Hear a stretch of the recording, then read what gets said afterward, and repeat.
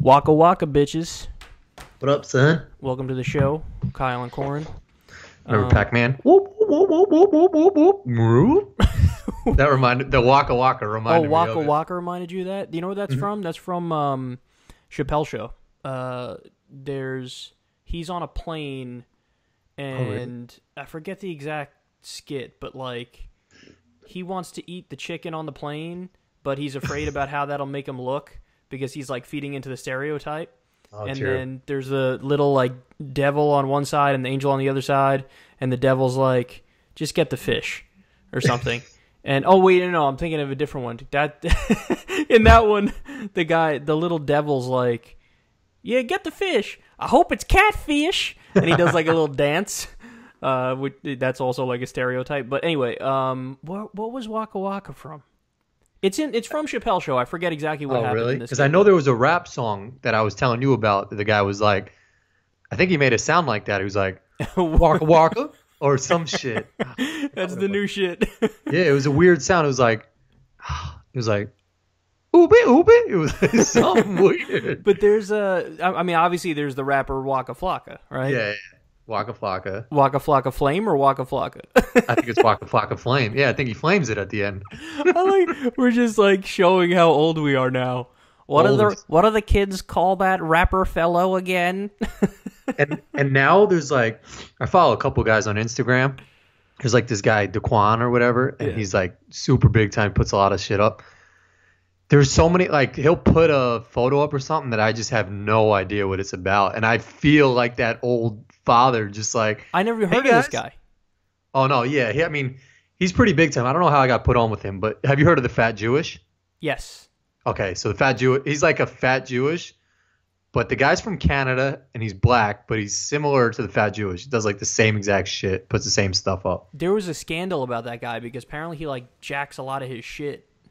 Like he'll take people's quotes and then like not just use them. Yeah, and like not tell people it's them or like give them credit in like a really weary way that hides it or some shit. What do people what do people expect on Instagram? Like, you know, like you're going to this guy's page for funny shit. You expect him. But like, why not just I don't know what the thing is on Instagram because I don't have an Instagram. But like, whatever the equivalent of a retweet is, why not just do that? Yeah. You know, like I get like there was one time. Really broke my heart. I think you showed it to me actually. Remember during the inauguration, I was tweeting. I was just going in tweeting like crazy, live tweeting it, and I tweeted something about Bernie because he was wearing like a dad coat from like 1997 that looked like he got it at Burlington Coat Factory on sale. It was like a weird green color. Like everybody's dressed mad nice, and then there's Bernie, who's just like your dad. Like he's your dad, just or your grabs grandpa coat on the way out. Yeah, just like a coat that looks mad schlubby, and he's just like. And so I tweeted something about that, and then on some Bernie Facebook page, like a big Bernie Facebook page, they put the exact thing I put, but didn't give me credit. Like, they put the exact fucking wording, and like I said, like, you know, wearing an old coat from 1997 or something. They use the same year, everything, not even minor tweaks. I was like, that's fucked up, man. Yeah, that is fucked up. I guess you don't think about it. Like, I'm just like, yo, just repost it, whatever. It's Instagram. But you're right. Like, someone took time to think of some funny, witty shit, and then you just stole it. And it goes back to high school when I used to just steal shit off the internet for my papers, but change one word. Yeah. Did I ever do... I had... shout out to Tiffany. I won't say her last name because I don't know if she wants me to. Who did our... I definitely did mine. I don't know if she did yours. She probably did yours too. 100% did mine. The economics project for us. Yep. Yeah. I think she was just like whoring herself out for that. Like, she was doing everybody's project. And when I say whoring herself out, not like sexually. Not like that, of course. like paper-wise. Yeah. Like just doing... I didn't want to do the economic... I like how I'm like a public intellectual. That's how I'm viewed. And I'm just like, yeah, remember when I paid somebody to do my economics project? Yeah. As a senior in high school? I did that. But my mindset for plagiarizing wasn't to like take a word out. Well, I guess my initial thought would be to take the word out and try and replace it with something better.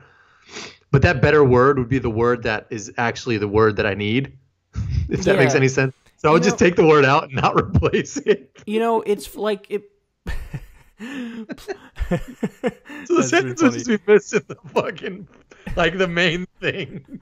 Plagiarism is fucked up, but like at the same time, like I just described how it happened to me, and I was like, oh, that's fucked up, and it was just a tweet. But at the same time, it's like Joe Biden was the vice president. He plagiarized a speech, and it was proven he plagiarized a speech. Fareed Zakaria plagiarized a bunch of shit, and he's back on CNN doing his thing.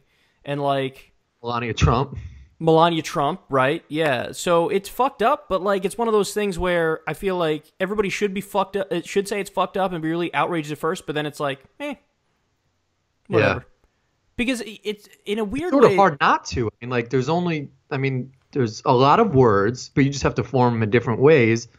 But if you're talking about like the same topic, I mean, you could have the same idea or some shit. Well, yeah, that's what I was going to say about comedians. Like comedians apparently have that issue where like people will come up with the same joke about a topic, but sometimes it's just such an obvious joke that you don't even know if it's plagiarism. Because, like, for example, let's just give the example of when Bill Clinton got blown by Monica Lewinsky. Like a lot of the jokes, a lot of comedians thought the same kind of things about it and just made like similar jokes. And then it wasn't even necessarily a case of like you stole it. And that's happened with me sometimes. Like, there are times when I've made an argument and then I'll hear another progressive commentator make the argument, and then I'm like, I said that first. And then I'm thinking, well, wait a second, no, maybe I actually got it from them and I don't know. You know what I mean? Because some or you both just had the same idea. Exactly, like, yeah. So it happens. It happens from time to time. It's like it definitely, especially when you're dealing with like political commentators or comedians, since you're hitting the same kind of topics. Well, everybody talking about Trump now. I mean, like they're going to talk about how he lies or something, like so of course. Their own way. They're all talking about the same topic. Yeah, it overlaps. Speaking of Chappelle, I watched both of his Netflix specials. Did you see them or no? I saw like the first 30 minutes of the first one and fell asleep. Yeah, I have to say the first one was kind of not that great. Like, Killing Them Softly, in my mind, is one of the best stand-ups I've ever seen. That was, Chappelle. I don't know if it was his first ever or if it, his first big one or whatever, but it's like a classic. It's him really skinny, really young, wearing the blue shirt, and I cracked up the whole time. The ones that he did after that, or one that he did after that, which I think I saw, I didn't like it that much. It was him with just like a mustache, and he looked kind of weird and hipstery. Probably in like the mid-2000s that one came out. I don't know if I saw that. Yeah, I saw it, and I'm not sure I liked it that much. It was a little bit different from the kind of comedy he was doing in his first one. And then the first Netflix special, I didn't really like that much. But the second Netflix special I actually liked a lot. But I think... like this newest one, he had 2 parts, right? And you're saying the second one was better? In fact, I thought it was 3, but I guess it's 2. And I don't know, maybe another one's coming out later. I really don't remember. Because I saw a little clip with him on Jimmy Kimmel, and he was saying how... he's going to release, I thought it was 3, but maybe it was 2. But yeah, 2 are out right now. And the first one, which is the newest one, I think, that he recorded, I didn't like it that much. But then the second one that they released, I think, is an older one of his that he never released. And I liked it. I liked it a lot. So that would make more sense, because I heard, I think it was, I don't know where I heard it, but supposedly he was really nervous to make the special just because, I mean, like, you've been away that long that people are going to anticipate you to like blow them away. Yeah. So if that second one was done before this first one that was supposed to be his comeback, then I could see how that one is probably a little bit more funny because it's hilarious. Yeah, I love the second one. The first one I was like, the second one I was like, oh, this is Chappelle. This is definitely. He does Chappelle. This new thing though, and I saw him do it. I don't know where else I saw him do it, but do you notice he like touches his Yeah, he did that all throughout the second one. It was like a nervous tick. Yeah, it sort of was like taking away from his jokes because it was like sort of bothering me. It was like really irritating me. I was like, halfway through I was looking at it like, chill. Like it was annoying me too, and I'm one to give a pass to that kind of stuff. It's weird, man. It happens. There's this when you do public speaking a lot, sometimes you go through phases where you have these tics. Like these tics will creep in, or just not like Bill Clinton. What does he do with his when he's the fucking hand thing? Yeah, but like it happened. In fact, we probably do it now. I bet if somebody were to count up the number of times, someone's probably saying about me sipping my fucking coffee or something. Gotta do what you gotta do, dog. Gotta get it in you. like some will probably say our ticks, we say like a lot. I noticed that watching one of our podcasts, and that's a tick, but it's a very common one, so sometimes people won't, it'll just go right by them. But there are other ones. There was a phase, it happened to TYT, where all they did is they would end every sentence and say, right. Oh, right, really? Right. And it's like, it's like a tick now where you're kind of anchoring the sentence on that and relying on it, where you're thinking, if I'm not making a good enough point right now, I can kind of, through force of will, kind of make the audience agree by going, right? And it's a weird thing. It happened, I think I did it with okay. Like, I would end every sentence and go, okay. I'll say something like that. So, but it just happens. Like, you go through phases. Yeah. If you do public speaking, if you're a comedian, or especially if you talk every single day in front of people, it's like, it's going to happen from time to time, but you get over it, you get by it. You just got to, once you become consciously aware of it. That's what I'm saying. I'm sure someone will point it out to him now, like, hey, you're doing this weird thing where you touch your chest, and like he'll notice and like stop doing it. It does require work though, I think. Like it'll be like a phase out, you know? I kind of noticed that with me when I was doing weird ticks. It takes time, and there'll probably come a time when I do it again. It just happens because speaking is a weird thing, you know? Like, I always felt more comfortable, and still do. You know the old Nextels with the bleep, and then you talk, and then you let go? I always liked that and felt more comfortable talking to people like that, because there's like a socially acceptable like break in between what you say. So you say it, and then, okay, I let go of the button, and then you might respond 23 seconds later because you thought about what you were going to say, and then you said it. When you do a phone call, it's the worst. Yeah, because you're like... Well, I can't see you, so like... My big thing now is I use FaceTime all the time. Just because I could see your face, and I know when you're like about to be done talking, and maybe I'll say my point. But like you were going to say, probably like on a phone, I don't know when it ends and when to begin. Yeah, and there's an immediate pressure to the situation of like, you finished talking. Now I need to respond and say X, Y, or Z. And I know it might not appear like it because I fucking talk for a living, but I'm socially awkward as a motherfucker. Like, I'm not, when we talk about things that I really like have studied and care about, like politics and religion and stuff like that, but if I'm just normal, like everyday things, I suck at those conversations. I can't do hey, go to the grocery store and pick up this. I'm like, I'm nervous. Let me hang up.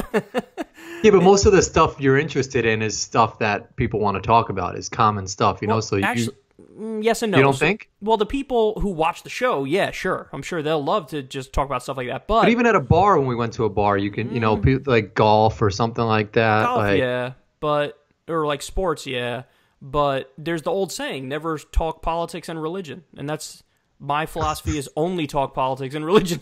Yeah, that's true. So it gets a little weird.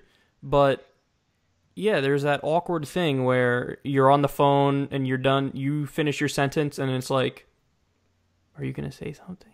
Yeah. And then they say something, and then they stop talking, and then you're like, oh, it's my turn to say something, but I don't have anything to say yet. What do I say? That's why even you'll see people in relationships or like who are starting out on a relationship who are texting, be like, yeah, you seem so normal through text, because like you've said, you have time to think, you have time to process what they say. You can say something funny because you've thought about it. Where on the phone, it's just like someone makes a joke, and it's like you got to respond right back with that joke and think about it. And you know what though? I think there's a new generation upon us, man. I do. I think like in our generation, and definitely younger people, like I get offended if I see a phone call. I do. I'm like, who's calling me? Somebody's calling me? What is this, 1783? That's ridiculous, but that's my thought. Like, why are you living in the 80s and calling me? Like, because it also requires 100% attention. I'm answering the call, I'm giving 100% attention to you, and I don't have that much time, so let's go here. Whereas when it's a text, it doesn't require 100% attention. It's like, okay, you text me, boom, boom, boom, replied, and then you could go back to doing your work or whatever it is the fuck you were doing. Yeah. I don't know, but I feel like, I mean, I still think it's a little bit more personal when you call someone, you know, to hear someone's voice. Totally more personal. Definitely. Yeah. And I think that's just something you can't get through a text, you know, like, I mean, I don't know. The middle ground is the Nextel. They got to bring back the Nextel. 100%, and that's why people love that shit. Yeah, but they got a few apps for it on iPhone, but I've tried them all, and like only some of them work some of the time. Can't be the same. No, when it's working, it's the same. Oh, really? But that's the thing is it just doesn't, like the Nextel was foolproof. It just worked every time. This is like so. I wonder how that fizzled out, because that was like at the peak, one of its like hottest thing. Well, I guess it's easy to duplicate, right? Like it's just like now it's an app. It's just like a side feature. That was like the main thing of the Nextel. I think Nextel got bought out by like a bigger company. Maybe. But I also think that was kind of like unique to our area that people liked it. Like I don't know if there was a Nextel phase in fucking Idaho and other places. I wonder if like Florida's sort of similar to New York. I wonder if they went Nextel-y. They also had a weird phase in Florida once when I went down there that they wore their price like tags on their basketball jerseys. Oh, but we had the price tags on the fitteds all the time. On the fitted hats.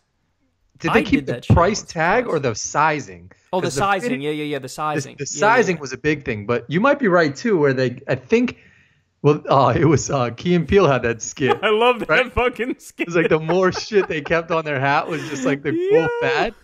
Yeah. By the end, didn't they have like the factory on their head or some shit? They had the lady knitting the hat on their...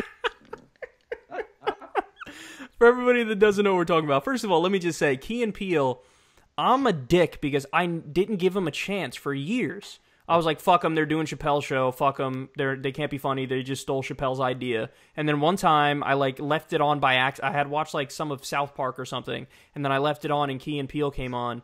And then like halfway through, I was like, this is fucking funny.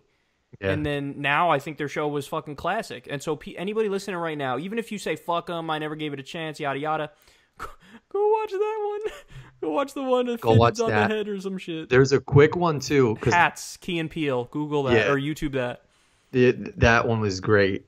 But then they had a short one, but they had a tendency of sometimes when they had a really good skit to drag it out a little bit too long, where I would be like, all right, you could have wrapped that up like some of them were just misses, you know. Yeah. When you're doing a skit show, I feel like it's hard to not have misses though, because they have to be so witty to get you to laugh every time when it's a skit.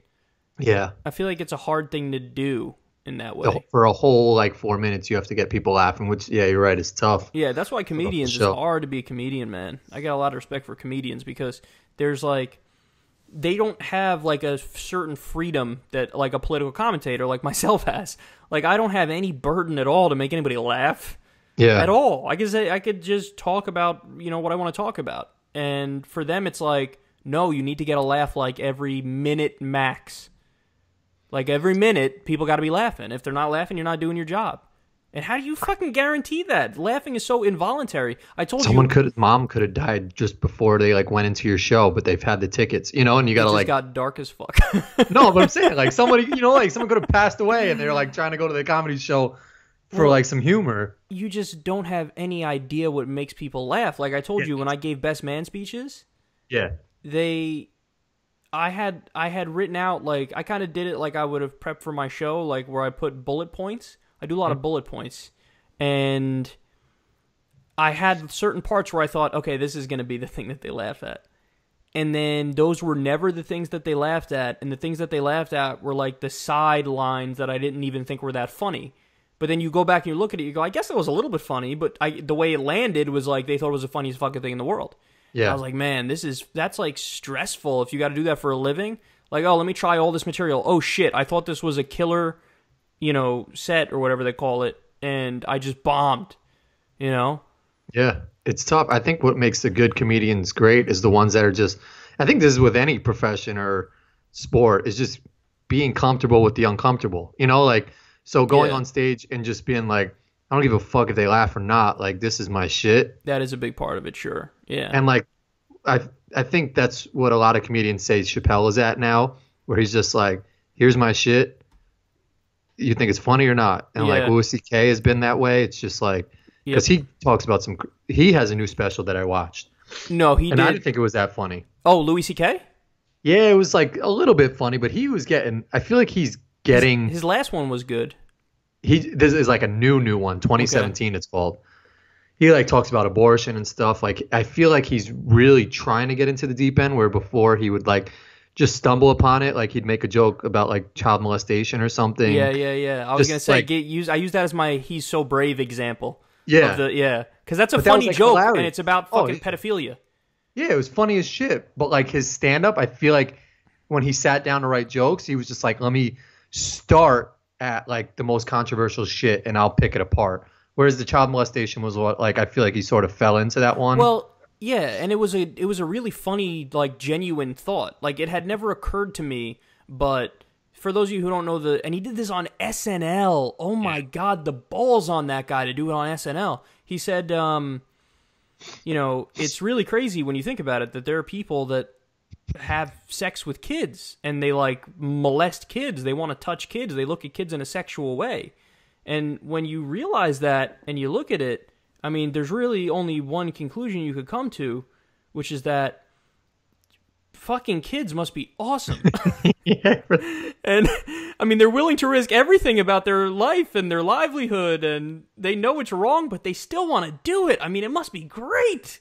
Yeah. And you felt the tension in the like crowd. Yeah, but they laughed. It was like a nervous laugh, but they laughed. Yeah. They were like, that's funny. Fuck.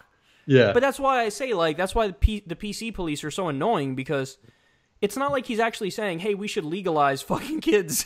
Yeah. He's not saying that at all. He's just saying, like, it's a joke, number one. Number two, he's also kind of alluding to something that's true, which is that, I'm sure it's almost like a fucking brain, not deformity, but there's like a problem in a pedophile's brain where, unfortunately, they got a shitty roll of the dice where they're attracted to kids. And it's like he's kind of shedding light on that. You know what I mean? So yeah, to put themselves in that much danger to like keep doing this thing that they enjoy is something. It's fucked up. But the point is that he is kind of recognizing that it's like, it's not like they wanted that. It's not like they woke up and they were like, man, I really hope that I am sexually attracted to kids. No, but that's why they say there was like a big thing about how, like, there are some people who've come out as like pedophiles, but they say, I've never done it and I would never do it because I know it's wrong. But I just want to let everybody know I have that thing that replaces, like, there was a brain specialist expert who was saying something like, some people just like their wiring is wrong, and where you and I, we look at a little baby and oh, how cute, the wiring's off and they're sexually attracted. And you have this person or a few people who've come out and they're like, yeah, like, it's a problem and it's terrible, and I'm just letting everybody know it exists, and I would never do it, never in a million years, but it's a real struggle that I live with, and yada yada. And it's like, damn, what do you do about that? That's what I'm saying. I think it's like being gay or being straight. Like, it's just some stuff that you can't. It just happened. It just And the triggering is weird. Like, if there was a fucking pill that would cure it. We're getting in a weird place here. I love how, yet again, I had like a list of shit to get to, and all of a sudden we're talking about pedophiles. Going to SNL, did you see the Alec Baldwin's like reinvented his whole career with the fucking Donald Trump thing? Yeah, but fuck him. But did you see him do Bill O'Reilly now? No, but I saw the picture and it was funny. Like, I saw the screen capture. Yeah. He was like... Yeah. He's sort of like... I think I saw a little bit of it. He sort of is like... Because I was on the Alec Baldwin train for a while, because it's like enough already with the Donald Trump. But then he did a good job with the Bill O'Reilly. It was good? With the Trump. Yeah, and I was like... All right, like, I respect him. He just like keeps doing it. Yeah, the Bill O'Reilly thing, I wouldn't be surprised if he does a killer Bill O'Reilly, because he kind of is like Bill O'Reilly. Like, there was that phone call, like him yelling at his daughter, berating his daughter a while back. You remember that? Yeah, I think so, yeah. And it reminded me of Bill O'Reilly, because that's what Bill O'Reilly just yells at people. He's just like arrogant, right? And just thinks arrogant. He's on top of the world, and that's why he could get away with that whole shit. Yes, and by the way, breaking news that I just saw right before we started the podcast here, Bill O'Reilly says he ended his show today by saying, I'm going on a pre-planned vacation. Yeah, okay. Which is like, oh, or did you get the fucking axe because the advertisers fled his show? He had no more advertisers for his show. I don't know if he had zero, but a lot of them fled. A lot of them were like, yeah, no, we're done here. So Which is surprising because I mean I feel like people would still like would people really stop watching his show? Well, no, like, it went up. That's what I'm saying. Like the people who watch his show watch him because they're fucking probably arrogant assholes themselves. Well, my theory was that maybe they're waiting for him to maybe say something about it. That like you had all these extra people watching who were like, is he going to talk about it tonight? But did you see any of the allegations? Oh my God, they're so bad. Are they? They're bad. But my friends who watch his show don't give a fuck probably about they probably calling a woman, whatever, or trying to get a blowjob. His audience is, all really, really old white dudes. That's what I'm saying. Yeah. And you think they give a shit about these women? No, they don't. But I'm saying there might be some people who started watching, and this is why the ratings went up, because it's like liberals who are like, is he going to talk about it? And they're like, it's like disaster porn, like waiting for the fucking fall off the mountain. They're like, oh, is it going to happen? Oh, I'm just waiting any day now. But like in the allegations, he is just classic fucked up, like, so he would use his position of power to tell the women, like, oh, hey, you have a bright future, and I'm going to make sure that bright future happens, and, come to dinner with me, and we'll talk about it. And then he would, like, really make the move at dinner, and if they were like, look, I thought this was like a business meeting, and I'm not really interested in that, then they would never be allowed back on his show. And they would be like kicked off, and he was really petty about it too. Like if somebody, I heard he made fun of some girl's purse or something when she turned him down. He was trying to get in somebody's pants, and they were saying like, no, I'm sorry, but that's not. I thought we were going to talk about business, and he was like, I was going to make your career, but now I'm not going to make it, and your bag is ugly. And then he walked out. And then there were the instances of him beating off in phone calls with women who didn't, like, they weren't participating in a sex act. Like, he calls him, he's like, yeah, I'd love to see you all lathered up, and I'd love to be behind you, and it'd be so hot. Oh, my God. And they said that they could hear him masturbating. And it wasn't like they were like, okay, are you cool with it? Yeah, I'm cool with it. All right, let's do this. It was like, he just does it. He's just doing it. Yeah. Like, what the fuck? What kind of a guy, like, coerces a woman into a sex act and doesn't feel horrible about it? Like, you're going to coerce a woman? Like, if I get a single little piece of evidence that they might not like me or what we're going to do, I'm instantly turned off. Instantly turned off. The fact that you're using your power to, like, yeah, try and get these women is just like who are you? Like, it's sad in a sense, because I mean, he's probably done that his whole life since he's been at Fox. Sure, $13 million, I think, they paid out for claims. That's how much they paid out. $13 million to a bunch of different women, and they keep rolling in. But this is what always happens with these predators, man. It's never like, oh, one incident. It's always like there's 432 of them. Which I don't get. Well, I mean, like, I get it. Bill Cosby. Think about Bill Cosby. Remember that I get, but like, what? None of these women will say anything before like one comes out. Like, I don't get how careers are going to be ruined. Some of them did come out early on, and it was just kind of buried. Okay. Yeah. But usually you have the waterfall of them when people realize, like, okay, it's safe for me to come out now, and I won't be fucking tarred. And because back in the day, in like the 1950s, think about it. If you come out like a guy like Roger Ailes, who's even more powerful than Bill O'Reilly, because Roger Ailes was like the president of Fox. Yeah. If you come out against that guy, he makes sure you never get a job in journalism ever again. And meanwhile, you probably got student loan debt and you went to school for it. So they'll just fucking throw the book at you. And they do it all. It's all old sleazy business tactics. It's just. Yeah. Whatever. And that's the same thing with Cosby. And that's what. Cosby was worse, obviously. Bill O'Reilly was just like 100% harassment and coercion, and Bill Cosby was rape. He talked about Maher talked about how enablers, like all the people who probably paid off women and told them not to come out, and like there's probably so many people at Fox News who covered up Bill O'Reilly's mess. That whole place is probably just a fucking shit show. Yeah, no, I mean it was Roger Ailes, who's had even more accusers than Bill O'Reilly, and who's paid out a bunch, and who was fired over it, basically. Bill O'Reilly. There hasn't been any accusations against Hannity. He's got to be saying shit too. No, until there's evidence, I wouldn't say anything. True. But I think it was Bill O'Reilly and Roger Ailes mostly. I don't know of any others, but maybe some other people do. Well, there was a or there was like a controller lady who they said was discriminating against a black woman. Oh, I saw a headline about there was also alleged racial discrimination, but I didn't see that. I'm not surprised by at all. There were the clips. Have you seen the clips of like Brian Kilmeade on Fox and Friends asking a black host like, "Oh, do you usually make Kool-Aid?" Oh. Like the most ridiculous. They say there was a clip of Brian Kilmeade talking about interracial marriage or something and saying like, you know, hey, see, this is what they do right in like Sweden. They all marry in the same race and they don't have sex with different species. Like, what the fuck did you just say? Like, you're on TV, idiot. Like, how do you not know? But yeah, I don't know. Fox is a fucking cesspool, man. So he'll be gone for a while, you think, or he'll come back? They might fire him. I don't know. It all depends. It all depends what happens with the advertisers. Because he can go to like Sirius Radio or something like that. Doesn't he's got a big enough following where like people will follow him? I don't know. Is anybody going to want to hire him after this? Like, yeah, that's true. Cosby can get a show on Sirius Radio. The Bill Cosby Show.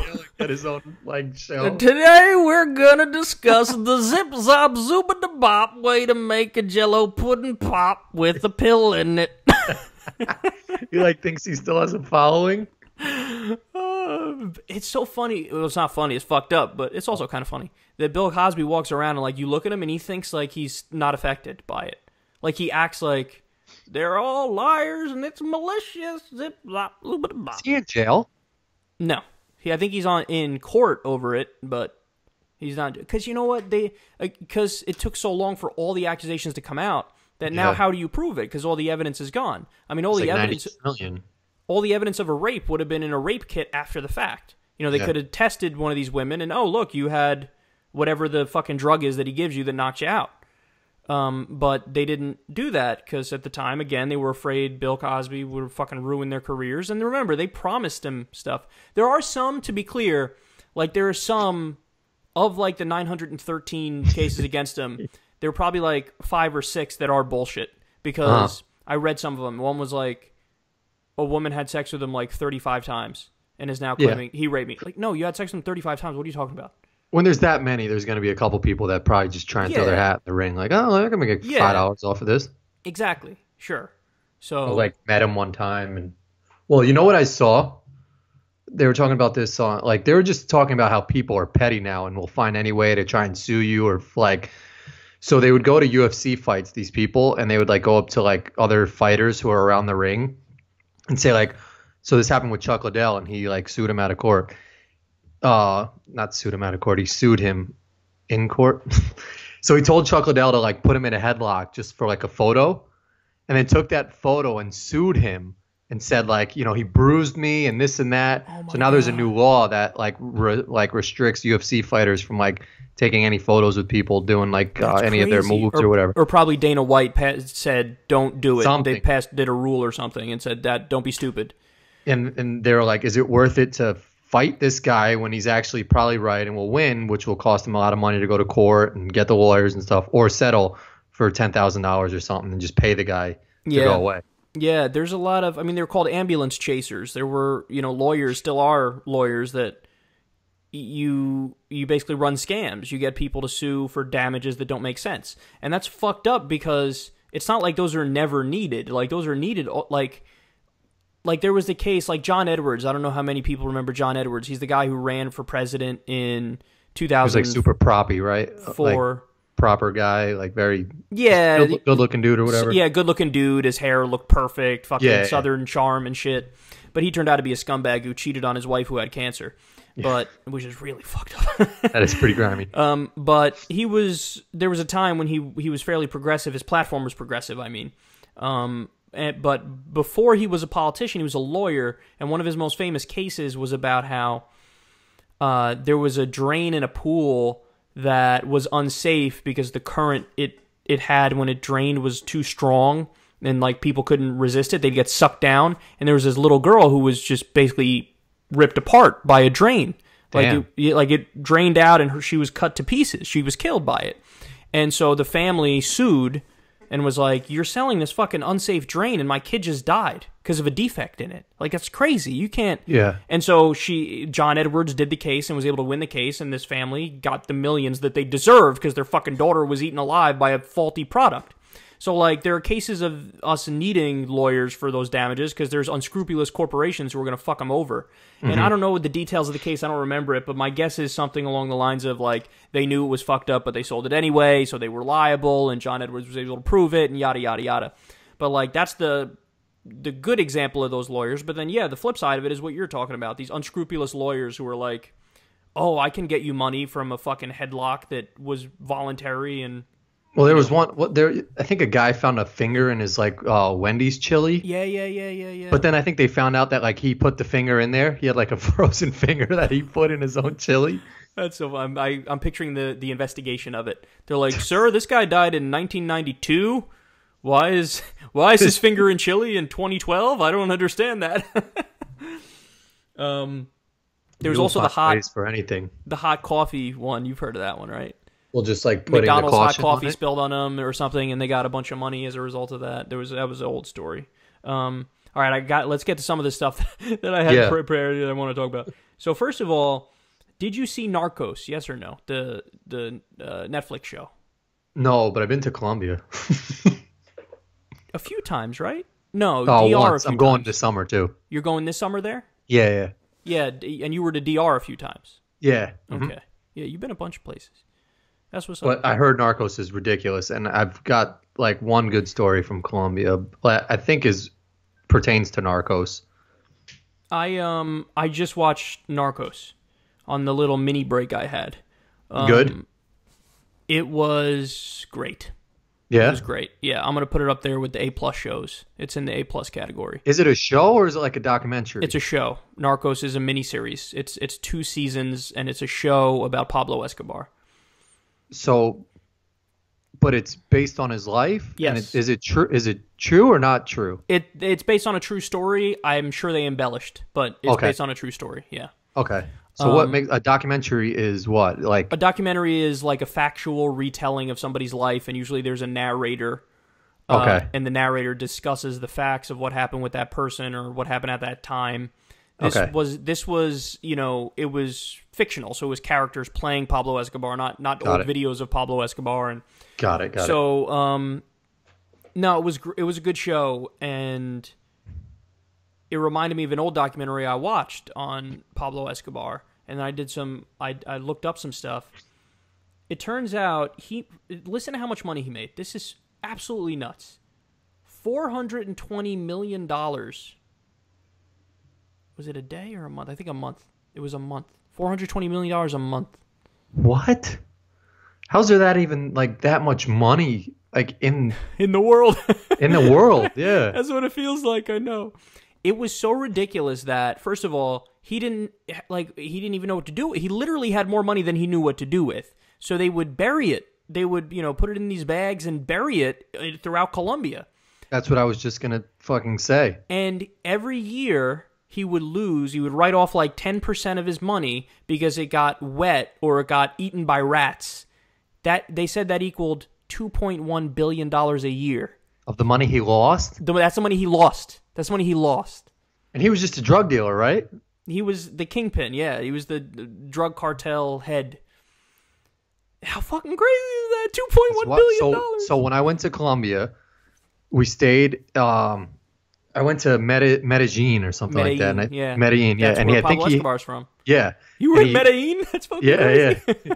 So supposedly, if I'd gone there, I mean, like 5 years ago, they said it was just like you could be walking on the street and just get shot. Like it was really, really bad. He died in 93, and I have no idea what it was like after that, but I don't doubt it that it was like. Yeah. I think like even after he died a little bit was still anarchy. Or maybe he didn't die in 93, but it was around then. Sorry, go ahead. Whenever he passed, it was bad. Totally, there for a while. So we stayed in some apartment building, but down the street was this like high-rise apartment building that was like fucking demolished. Like the walls were broken down, and it looked like totally done. So every time we went past it, we were taking a cab back one time. My brother was like, "Oh, what's up with this building or whatever?" And the cab driver was like, "When Pablo Escobar died, he stashed a lot of his money in the walls of the buildings that he owned. So he owned that whole building, and people would go there in the middle of the nights and just break down the walls trying to find his money. And they said it's like a witch hunt there, that people go all throughout where he had apartment complexes because he owned a lot of real estate. Yep. And they would just break down the walls trying to find his money. And supposedly there was some like a farmer guy who like found a shit ton of money like in his yard or something one day. I think they mentioned that in the show. Yeah. It's just crazy. There's just like probably tons of money floating around everywhere in Colombia that you could just, hopefully I stumble upon it this summer.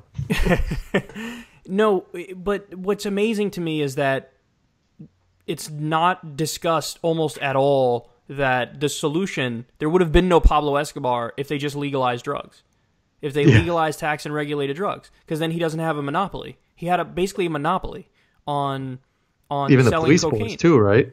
Huh? Like he controlled the police force. Oh, he controlled and all everybody. That stuff, right? Yeah, what was the saying in the thing? It was like lead or silver or something like that. He'd say, "You want lead or silver? Lead meaning a bullet, or silver meaning like I'll make you rich."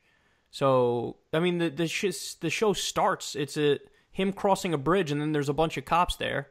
And then he goes out and he talks to them and he's like, "How's your wife doing?" And he'll say her name. "How's your daughter doing?" And he says their name. And he's like, "Look, I'm going to make this very simple. Like lead or silver. Do you want money? Or do you want me to kill you? And your family. I'll kill your family too." And so when you're given the option of like, "I'll make you rich or I will kill you and your entire family," these people are like, seems like pretty easy option to me. And so he owned fucking everything. One of the richest men in the world. I mean, $2.1 billion a year you lose just from fucking rats eating it and it getting wet. Yeah, that's wild. Do you have any idea how fucking rich that is? And again, he wouldn't have existed. There wouldn't have been a Pablo Escobar if they decided, let's legalize tax and regulate drugs. Because then there'd be competition and anybody could sell it and anybody could buy it, and he can't kill everybody who wants to do that. It would just, over time, there would be different enterprises that rise and fall, just like we have Budweiser, we have fucking Molson, we have all the different, you know what I mean? Like, yeah. No, it makes total sense. Yeah, so it was a good show.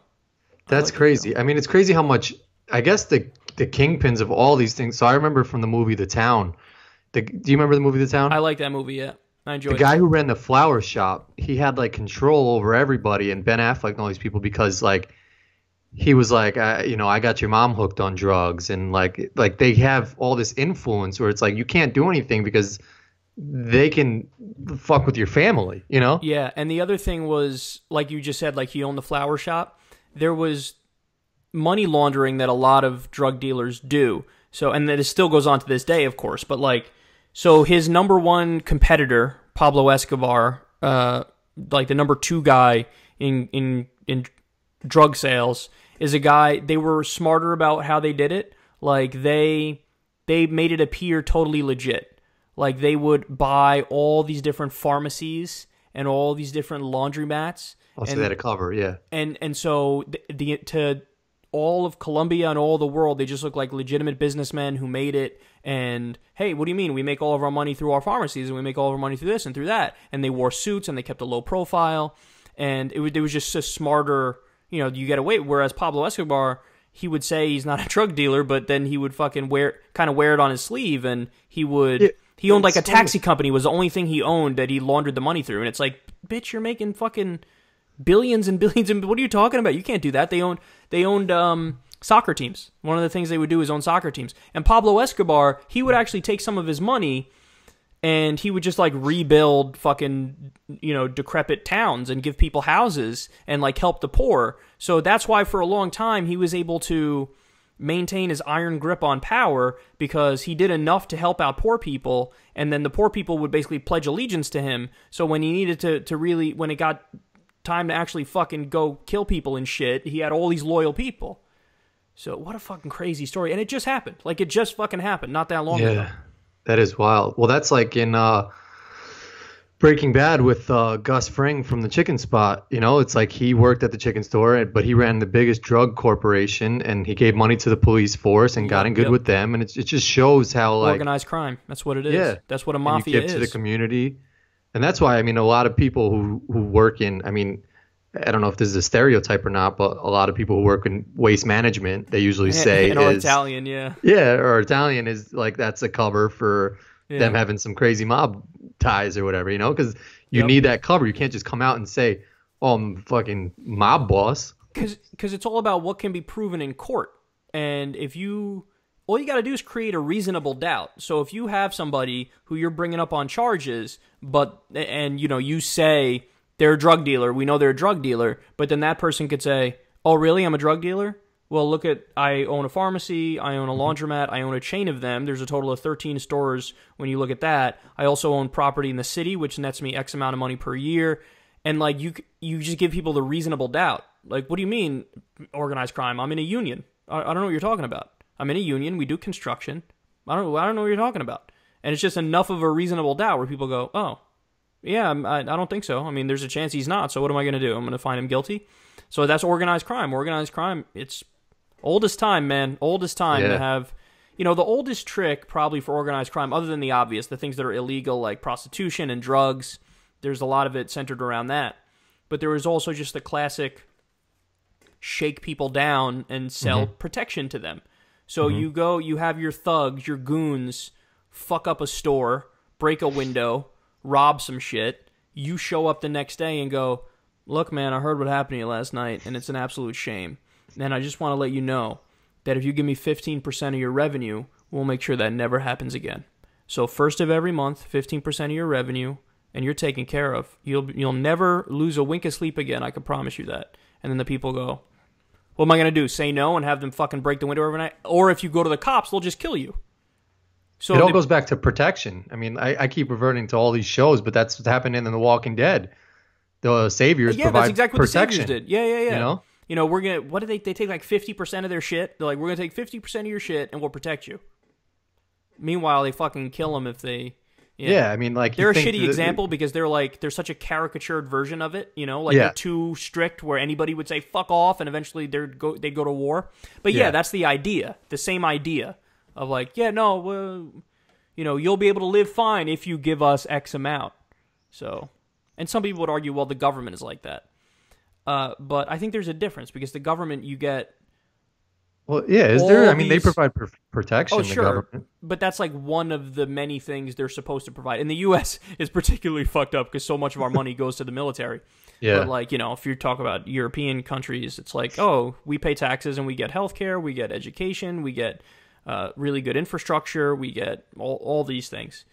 So, but what are some of the what were troubles that Pablo Escobar had to go through? Like, what were some of the what's some of the show about? Okay, so the government was against him, right? Yeah, the government, like the president did. Obviously, he bought certain parts of the government, like the entire police force in Medellin and others. But like, there were some people in the government who still wanted to fix the country. And Gaviria, I think, is one of... No, is it Gaviria? That might sounds about right. No, that might be Pablo Escobar Gaviria. That might be his last name. I don't remember. But anyway... So yeah, there was like the president wasn't on his side. It really is a crazy story. Like, I don't want to ruin too much of it, but what happens is... I might watch it. You should. It's only 2 seasons, so it's not like you're doing a huge dedication of your time. Like, I'm going to soon at some point with Mad Men. But, so he has like, he really wanted to be president of Colombia. And so the first step he made to becoming a politician was... He financed some guy to run for office who was like running for re-election or something. And the guy won. And obviously Pablo had some deal with him where he was going to make him rich if he wins, and then he steps down, and then he personally appoints Pablo to be like a congressman or like a senator. And so he does. And then the first day Pablo goes into the government in Colombia, you have... I think he was called the vice minister or something, or somebody in the government who was basically in the front of the room, and he gives this speech about how, like, we now have drug lords in our halls, and this is disgraceful, and you don't belong here. And so he was thoroughly embarrassed. He storms out. He resigns his position, and, like, his cover was blown, basically. Like, up until that point, he had plausible deniability that he wasn't a drug dealer, and then this kind of blew the lid off it, and so then it was like, that's when shit really got real, where it was like the government versus Pablo, and it's crazy to watch his like descent into irrelevancy. because the entire step of the way he thinks like, no, I got it. Like I got this shit under control, and I'm gonna fight back, and it's just more and more. It's like, no, he starts losing his power. Yeah, like at one point he cut a deal where they got him. So okay, he's gonna cut a deal to go to jail, but he had his terms and conditions. He's like, I'll go to jail if I get to build the jail, and and it was just a ruse. Like, it looked on the outside like a jail, but inside there was fucking pool tables and hot tubs, and his boys were there, and they would have barbecues and all this shit. And while he was at jail, I'm ruining it for you, and I'm ruining it for everybody. Should I continue or no? Yeah, you can. Yeah. You sure? Yeah. Okay. Sorry, guys. But in the jail, he commits a crime. I won't say what the crime is. And they want him.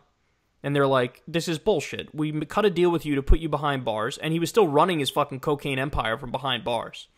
But he committed a crime, a serious one. And they were like, that's it. We're not going to stand for this. We want him in a real jail. We want to get rid of him.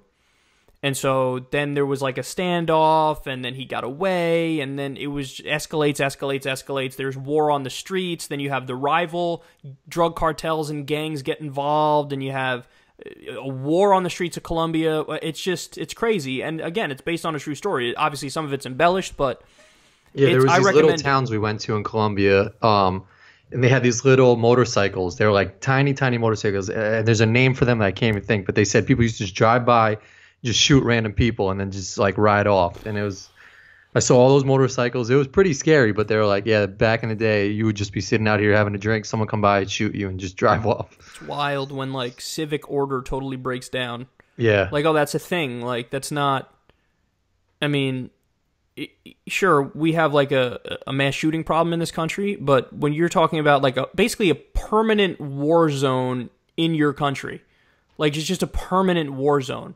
Yeah, it's Wild West. Yeah, I mean, can you imagine living under like just no security at all like that? It must be so fucking terrifying. I gotta give you good news, man. Well, yeah. I don't know how good it is though. That's the thing. I mean, it's better than what it was before. That's the point. So, all right. YouTubepocalypse. Oh man, I've been seeing all your shit. Okay, so for people who live under a rock and haven't seen this whole development, let me break it down for everybody, and I could explain it in detail if you don't know the details too. I'll give you all the details. So, a week and a half, 2 weeks ago or so, there were these stories that broke, one in the Times of London and in the Wall Street Journal, and they were basically like hit jobs on YouTube, where they said, oh my God, there's this huge problem on YouTube of ads getting on extremist content. And they gave an example of like a neo-Nazi channel or something where an ad ran on the channel. And like a normal ad, or? Yeah, like an ad for Kraft, I think it was. Okay. So they did these articles like, oh my God, look at this huge problem. They got to do something about this. And advertisers saw that and they were like, oh fuck, we're pulling everything. And the list was all the major companies you could think of were like, fuck YouTube, we're outskis. It was fucking bloodbath. It reminded me of, remember that day when the government decided, like, yeah, online poker, we disagree. It is banned. And then accounts were frozen. We know people who had hundreds of thousands of dollars in there. It was just gone. Gone. Trips, everything like that. So it kind of reminded me of that, because it was just like one day they were just like, yeah, we're just done here. And all the advertisers pulled out. And then, so on top of that, then YouTube, instead of like making their own case and beating back the hysteria and calming the advertisers, they fed into the hysteria.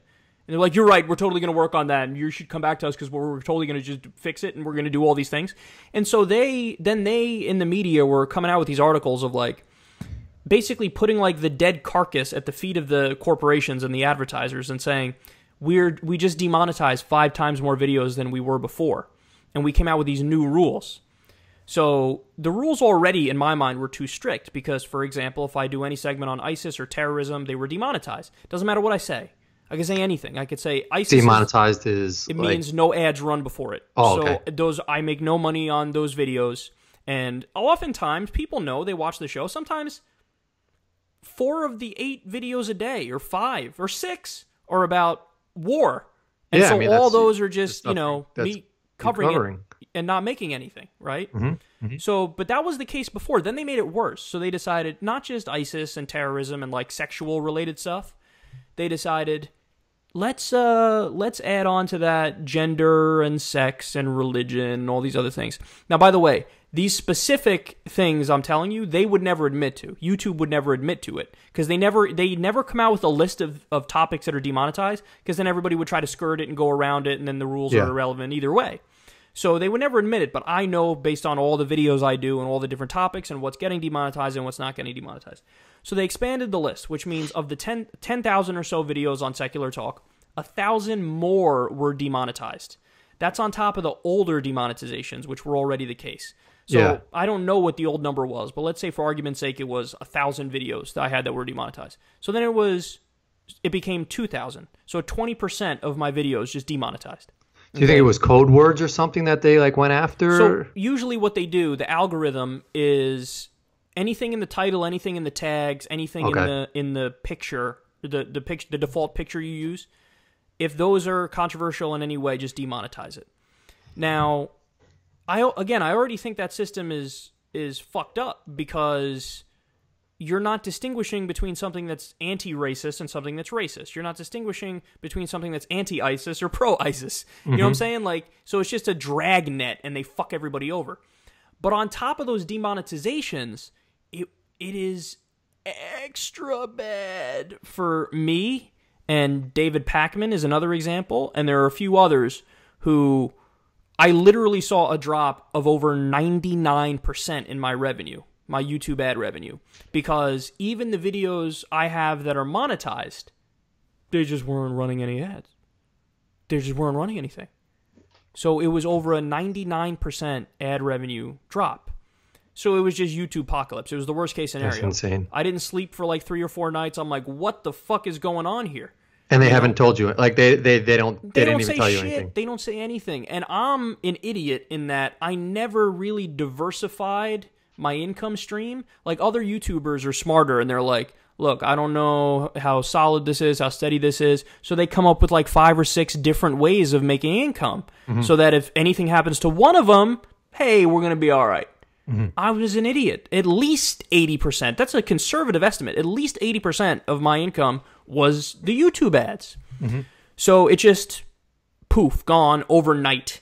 Again, I learned I'm not allowed to violate apparently the YouTube terms of service say I'm not allowed to give specific numbers as to like how much money I make. For whatever reason they say that violates it. I already violated it a few times before on Twitter. So, but then I was warned. They were like, not YouTube, but people who are connects to YouTube who are like a, you know, kind of like a in between me and YouTube. They were like, don't do that again. So I can't say the exact number, but people will write it in the video description box. I had 475,000 views a few days ago, and the amount of money I made, it was almost non-existent. The amount of money I made. So, what's the good news? YouTube is still. Do they profit off of like anything that like from those 425 views that you're not making any money off of? So they didn't make anything but that's again because of the decision they made to demonetize my channel. So I was blacklisted basically. Blacklisted means like David Pakman got a letter from an advertiser who said, "I try to advertise specifically with you and specifically with Kyle Klinsky from Secular Talk. And I have seen none of my ads on your videos. And I'm specifically paying money to have my ads run on your videos." So that means YouTube was saying, no, we're not going to give it to those channels. That's crazy. Yeah, so I was blacklisted. Here's the good news. I have apparently been de-blacklisted. Oh, that's what's up. So as I'm talking to you guys now, about an hour or 2 hours before me and Corin started the podcast here, I got some messages on Twitter where people were like, "Oh my God, I just saw an ad, bro. I just saw an ad." And I saw like one, I'm like, "No, you didn't." Then I saw 2, I was like, "Maybe." And then I asked people and I looked at their responses on Twitter, and it's like 50-50 now. Some people are saying they see it, some people are saying they don't see it. I did my own little test. Is there like a rhythm of what videos they've seen ads on and which ones they haven't? No, there's no consistency to it. Okay. Yeah, no. But I did my own little test, and on about half the videos I clicked on, there were ads. So I've apparently been de-blacklisted, unblacklisted, whitelisted, whatever the fuck you want to call it. But I don't know. So that's great. I'm super fucking happy about that. But I don't know if that translates. Like, I don't know what it's going to look like. The YouTube numbers, I thought lagged a day behind for revenue. It might be 2 days. I think it's a 2-day lag in revenue. So I won't know how I've done today until 2 days from now. You know what I mean? So I don't know if there's going to be a reflection in the revenue bounce back. But here's the deal, man. And I said this to the audience on my show, and I'll say it again now. I don't trust YouTube for shit anymore. Yeah, I mean, they flipped that fast on the whole thing. That's what I'm saying. I don't trust them for anything anymore. So far be it from me if I will ever rely on them. Like, I honestly think best case scenario, and David Pakman and I have been having these conversations, I think best case scenario, YouTube revenue goes back to 50% of what it was before. Mm-hmm. So, but anyway, look, it sucks, and YouTube is fuck YouTube for what they did here. But hey, at least I'm happy I'm de-blacklisted. I told you they wanted. I heard that one of the main reasons why I may have been blacklisted was just the name of my channel, Secular Talk. The word secular they think might be offensive or controversial because it has to do with religion. So I heard that. I don't get if they're getting money from the advertisers. Just the fact that it was ending up on bad channels is what the advertisers were saying. We're not going to give you money anymore. But that's the crux of why this is fucked up. Is that don't they decide which channels their advertisements go on? So usually they just buy bulk in sections. So you buy. I'm buying for news and politics. I'm buying for, I don't know, sports. I'm buying for this. I'm buying for that. Got it. But that's what's so fucked up about this, though, is the articles made a huge issue out of a non-issue because the YouTube algorithms, 99.999% of the time, they're gonna block any ads from getting on any neo-Nazi shit, any ISIS shit. In fact, again, they go way too far in that they block shit that's against ISIS, but since it has ISIS in the title, you know, they're saying bad enough. We're just gonna, you know, sweep it up. But so it was a non-problem. If you're never, when you have literally billions upon billions upon billions of hours of video being uploaded every hour probably on YouTube, definitely every day, like, how are you going to have a system where we made sure nothing bad ever happened? That's what I'm saying. Yeah, it seems like they don't have any control over like what really their stuff is going towards. Well, so I think it's they have YouTube's system is fucked up because it goes too far, I think. So it's like they have the control. The control is there. They just didn't know how to articulate that. Like, the only time you're ever going to get an ad on hateful content, here, I'll explain it. If there's nothing hateful in the title, there's nothing hateful in the tags, and there's maybe you say something hateful in the video, but it's unclear. You know, like you say it in a way that you're using terminology or language that isn't picked up. Or the one that's probably common is, like, okay, you have a hateful channel that's, like, based on being a fucking terrorist channel or something. Like, they believe in these ideas.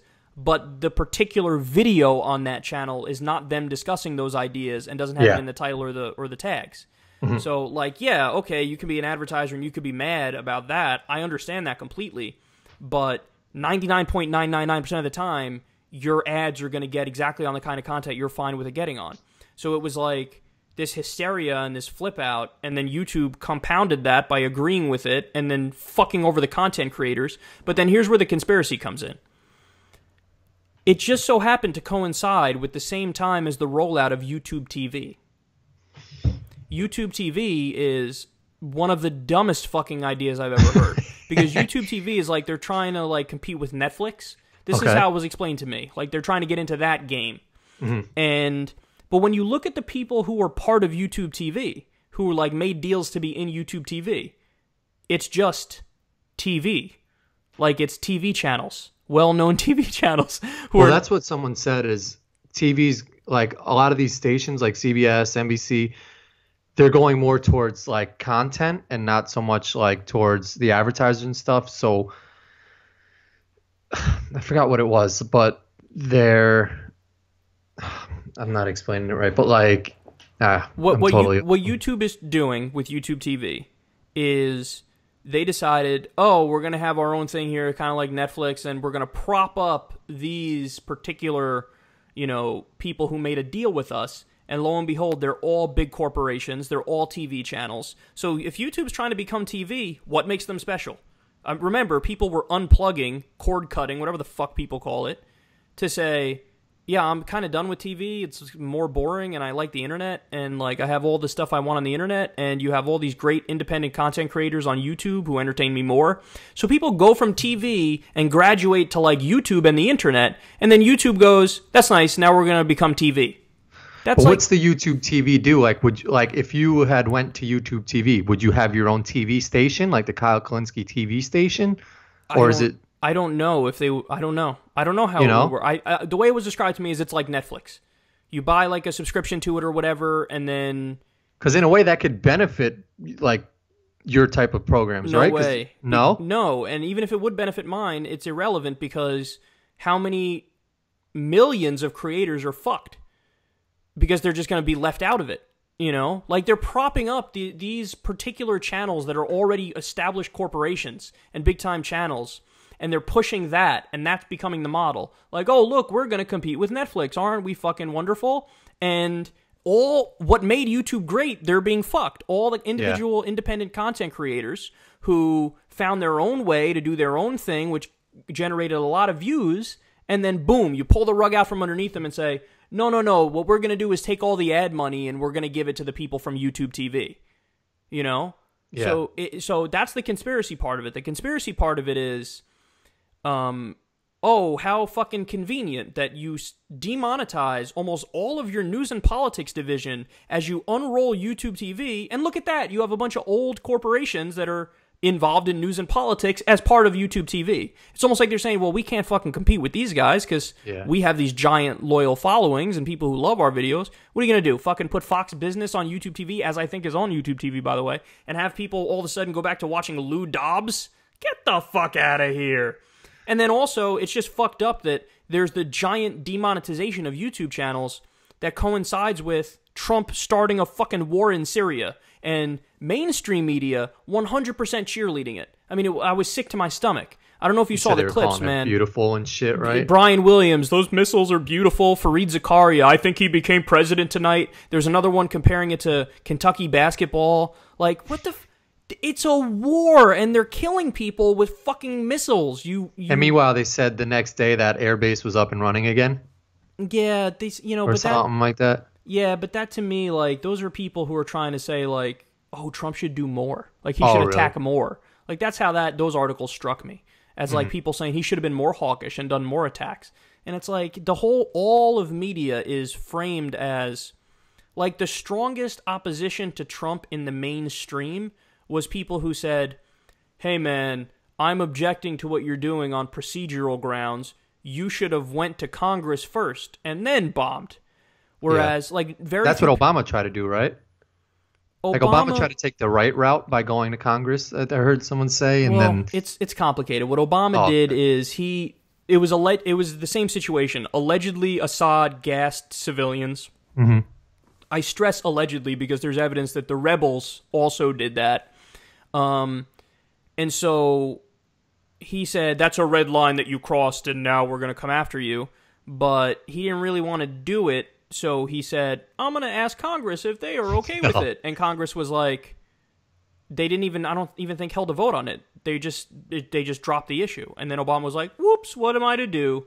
So he didn't go in there directly, but what he did do is fund and arm the rebels. And of course, the rebels turned out to be mostly extremists, which was a mistake. But now Trump is going even worse, and he's acting like the Air Force for ISIS. And he's attacking the fucking Syrian government, who are fighting ISIS.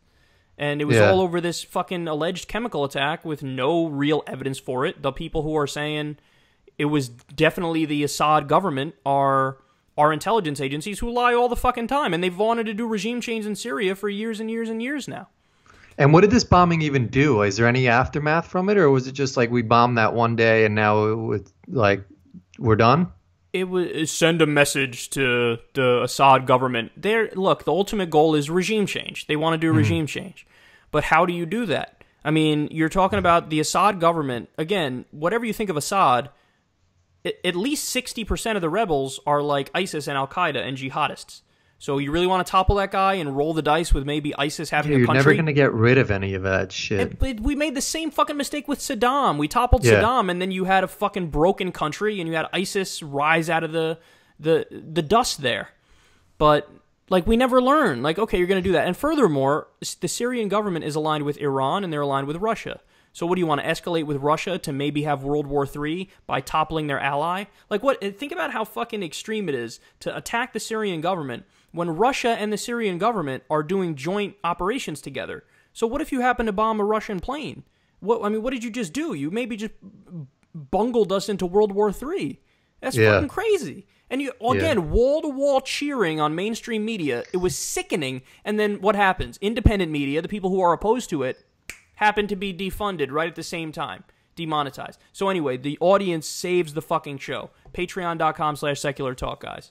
Yeah, you gotta, I mean, you have smart enough, people who listen to you that understand that, you need them, and like, it's important that they, I don't know, help out. Look, even, like I said, even if, so maybe, I'm optimistic now that, because apparently I've been de-blacklisted, maybe the YouTube revenue bounces back, but I would be astonished if it was 50% as best case scenario, 50% of what it was. And yours is awesome. Like, your page, it was like, you have the $2 option, the $5 option, and the $7 option. I've seen other pages. $25, $50, yeah. $100, yeah. $1,000. No. I'm like, what the fuck? I never, ever, ever want to rely again on YouTube because they could just pull the rug out from underneath me. So in my mind, the best thing I could do is, look, I'm stressing the $2 a month option because I think that's like, you're literally paying about a cent per video on Secular Talk, and it's voluntary, and it means the world. Like, $2 a month, my philosophy is this. I want the person who does it to be able to look at their bank statement 3 years from now and see, oh, I had a $2 charge. Oh, that was for Secular Talk. Oh, that's great. I'm not going to cancel it. I don't want 3 years from now, I don't want somebody to look at their fucking bank statement and go, oh, I'm canceling that. Like, I want them to go, oh, I'm happy that I give that. I'm really happy. I'm helping it out. I agree with them. I think they do a great service. That was my philosophy. And the other, examples, I was even hesitant to put those, the $5 and the $7. But I was like, you know what? Those are the go nuts category. You want to go nuts and be super generous? $5 a month, $7 a month, whatever. Which is not even that bad. I mean, like I said, I've seen other pages that is a little. I was like, holy shit. Yeah. But anyway, on the media side, the articles that are writing all these like negative stuff about YouTube, I've seen you try and come out for it, but there's been nothing to your guys' defense. No articles. Nobody trying to stand up for you guys. If there are, I haven't seen them.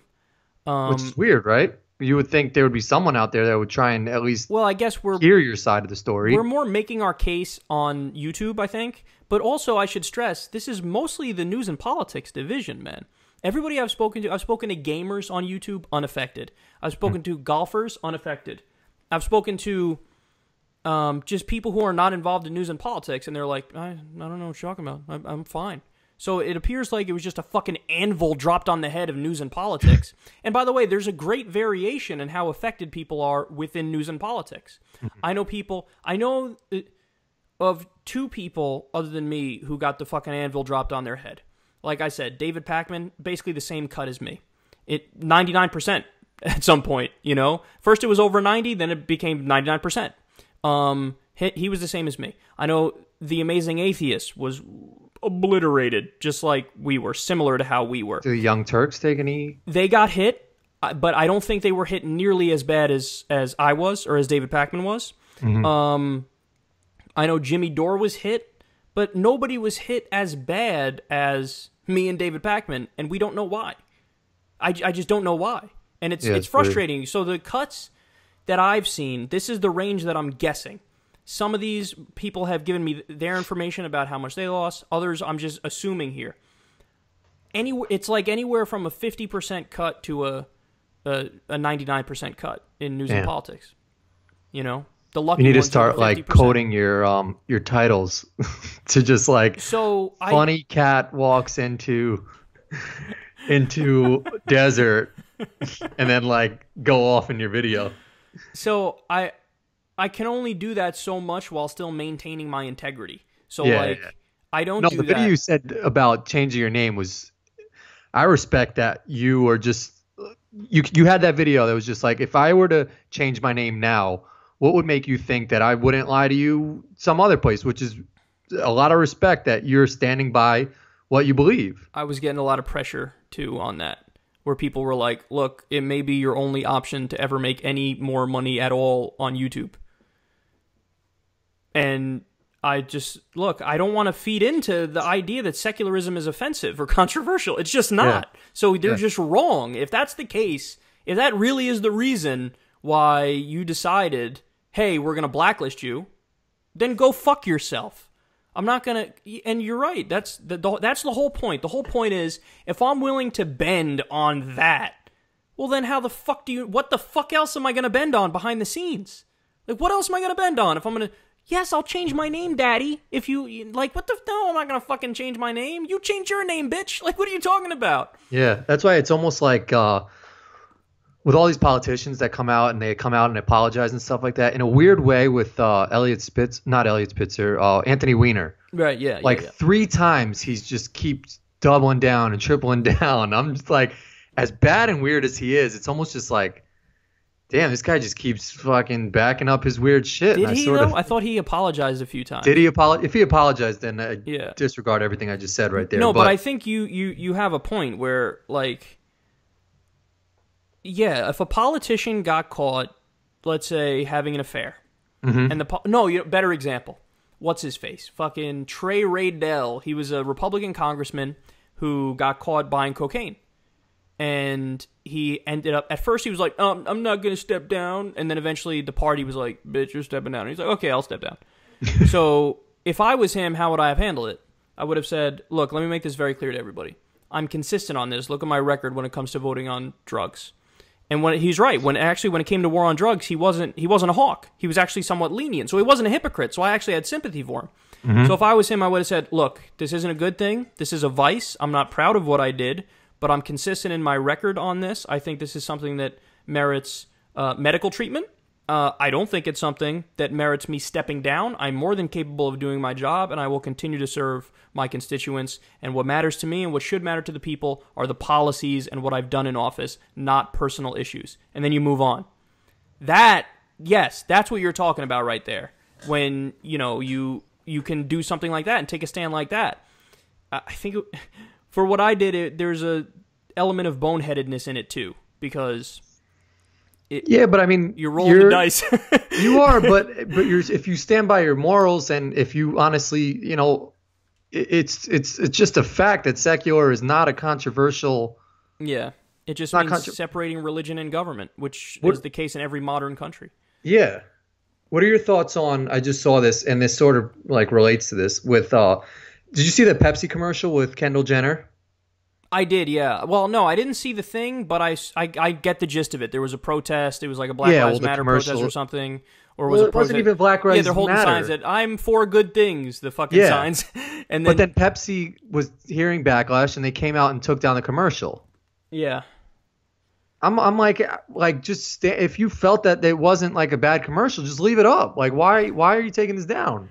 So here's my without seeing the ad but knowing the gist of it. Here's my general take on it. I hate everybody. So what I mean by that is I hate that they made the ad, because like, how stupid are you that you thought this was going to be a good ad? Like, you're taking a really serious thing like a protest where people are usually fighting for their fucking basic rights and like fighting to make the country a better place, and they're struggling to like fix real serious problems. And you're going to commercialize it and corporatize it and cheapen it and make it into like the opposite of what it's supposed to be. This fucking corporate sellout piece of shit thing over, let's all be friends with the fucking cops and give them, at the same time when there's the militarization of the police departments and they're cracking skulls in these protests. And there was just the fucking story that came out of Florida about the prison guards who burned a guy alive, boiled him alive in a shower for punishment.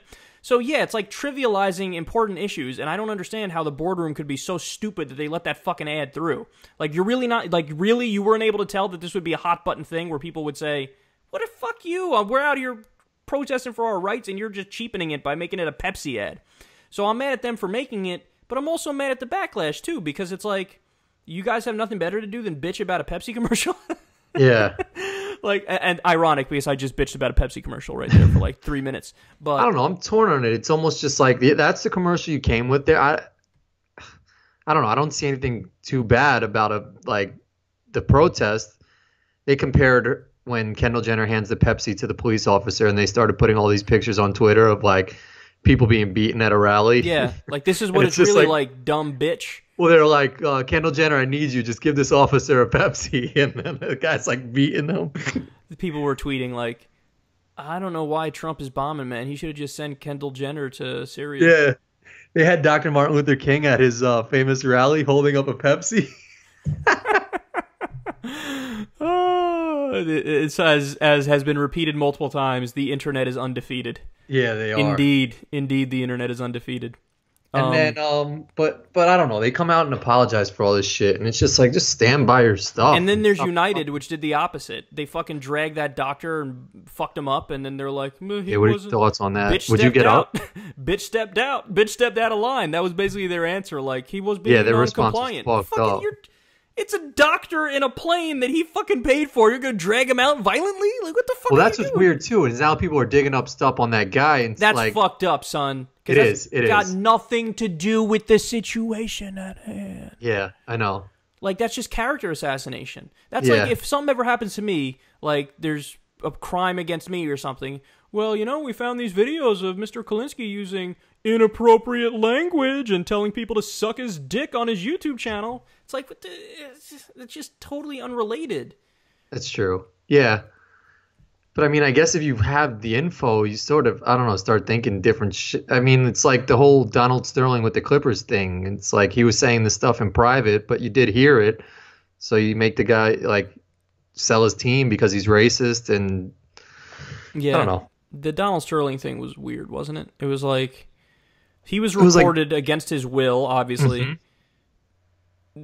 And it's not a government. So, like, if you have transparency with the government, you're supposed to. Like, I want to see the fucking... as long as it's not the nuclear codes and really sensitive information, the public has a right to see how the sausage is made, because we pay for it. It's our government. Mm-hmm. He's not a government. He's a private citizen.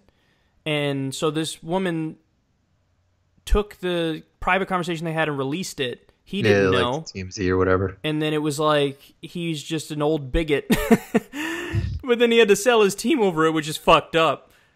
But didn't they also unveil, like, was it, I might be getting Donald Trump and Sterling confused here.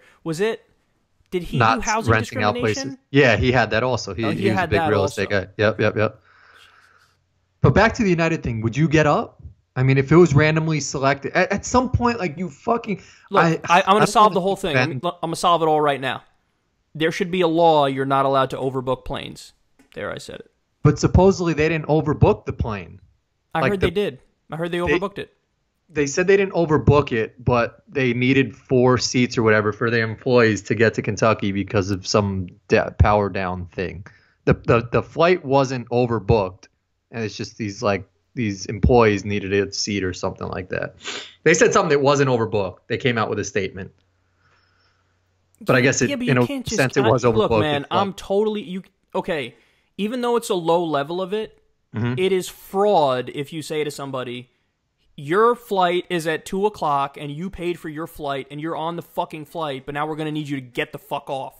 That's fraud. You can't tell me this is what you're buying, and then you say, no.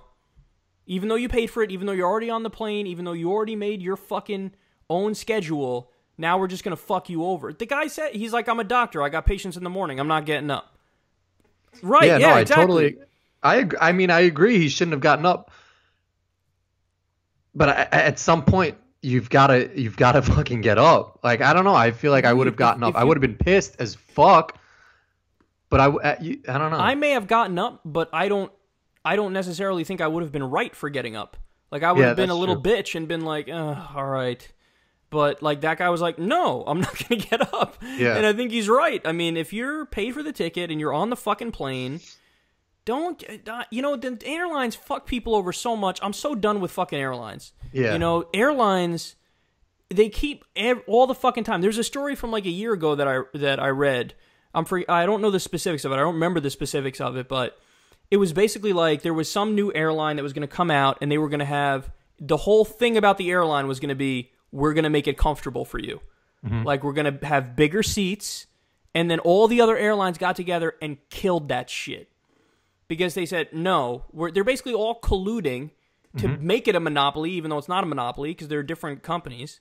They're all colluding to make the seats as small as possible, make it as uncomfortable as possible. And they're probably fucking with the prices, too, where they all agree on a floor that they don't go below, and they make an arm and a leg.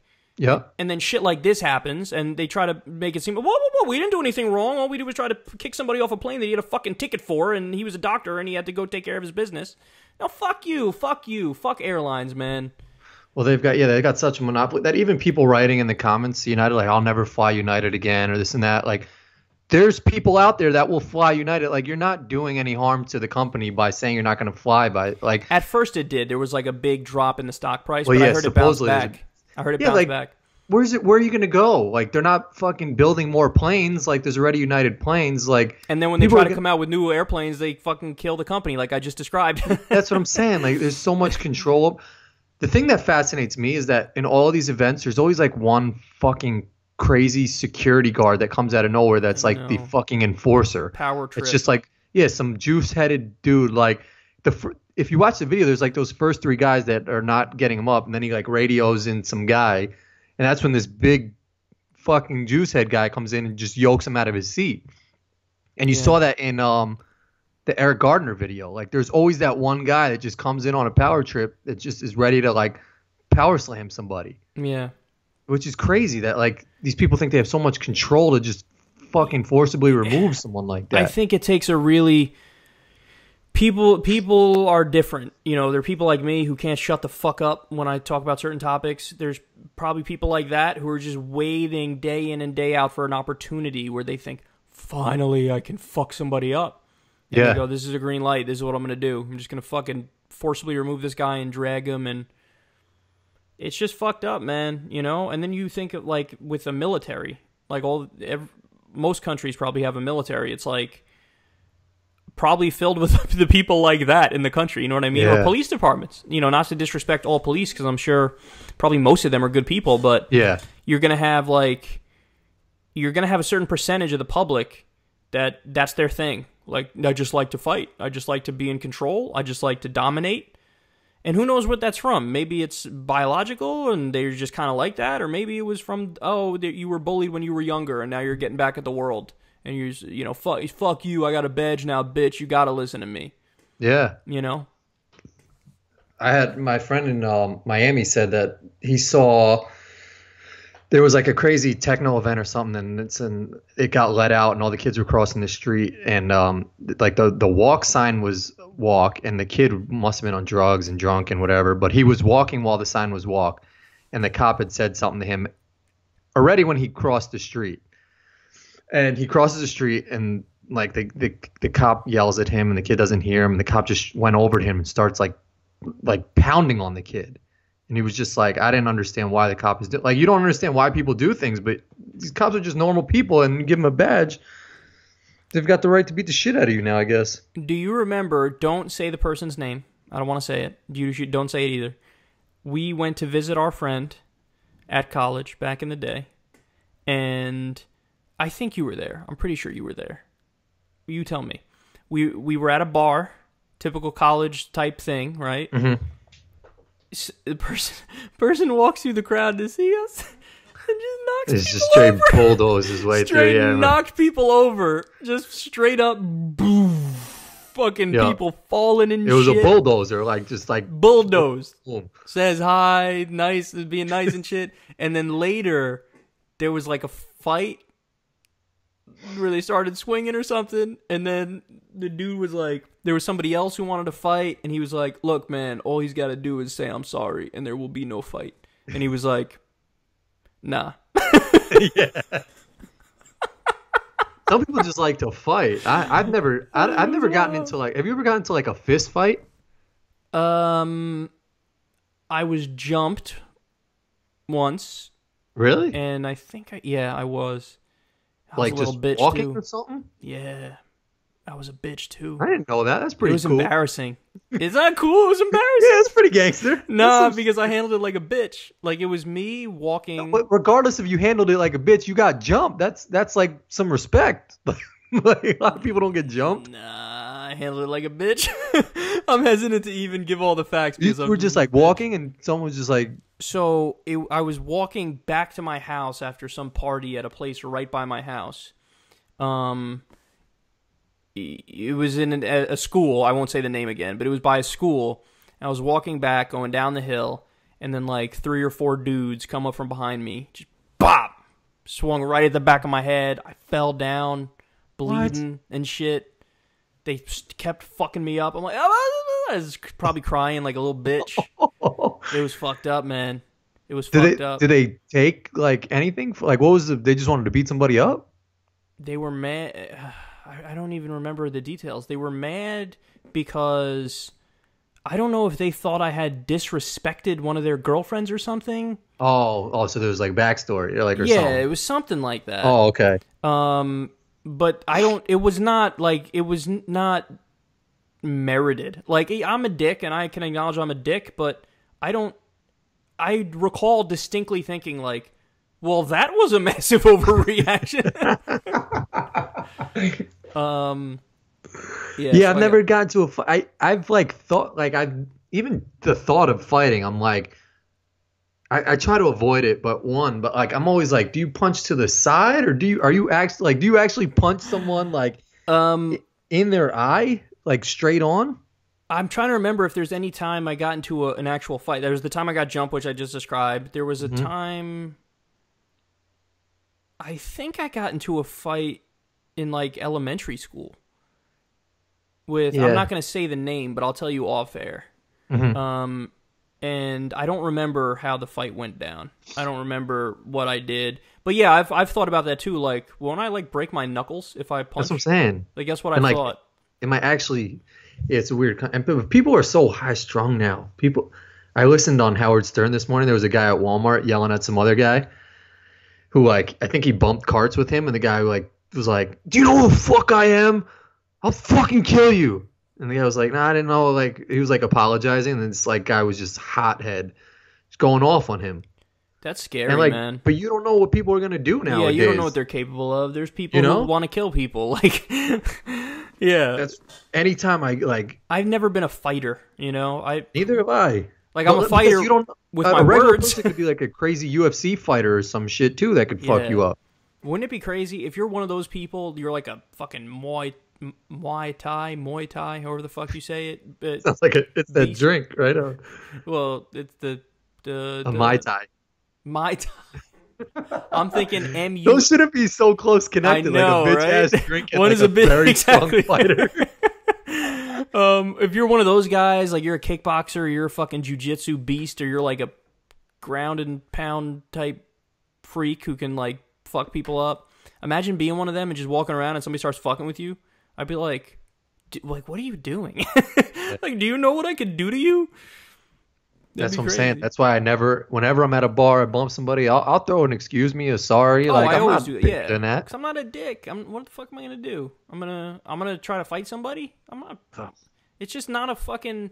I feel like it's just unintelligent. Like there's something about turning to violence like that that's just dumb. Like it's primitive and Neanderthal-like. And don't get me wrong, I'm not saying if you're somebody who does it for sport, like you're in the UFC or you're a boxer, that's totally different. And that's a voluntary thing. It's a skill. It's art. It's different. But if you're somebody who likes to solve fucking disputes by fighting, like fist fighting, that's just stupid. Like, yeah, it really is. Yeah. Like, and usually the people who UFC fight and are black belts or whatever are the ones that don't want to fight in bars. Oh, yeah. They're probably cool as fuck. And they're normal people who are like, they know what it's like. So they have a respect for it, And that's something that, I've thought about recently that Tom Hartman, I think, or somebody, he may have been quoting somebody else, but he wrote about how it's like the next world war is inevitable when the generation dies off that remembers how bad the previous one was. Because then it's like people go, like they don't realize, they don't remember, they don't. You could conceptualize it, you could theorize about it, but you don't know, like you didn't see, you know. Like if you're somebody who was in fucking World War I and you saw those trenches and the fucking just dead bodies on top of dead bodies, or you're in World War II. I mean, look at the fucking death count for World War II. How many millions of Russians died fighting in World War II? I think it was 400,000 U.S. soldiers died. Never mind all the people, fucking Hitler and Mussolini, and they just fucking killed and slaughtered. Like, it's hard to really, unless you were in it, you don't know how chaos, you know, how it's just sheer chaos and utter destruction. And like, when it's, I mean, that's a scary thought, how there are some people, like, it just happens where we all kind of forget after a while because we never experience it. People never experience it, where they think that could never happen again. So what are we talking about? But think about what fucking led to World War I.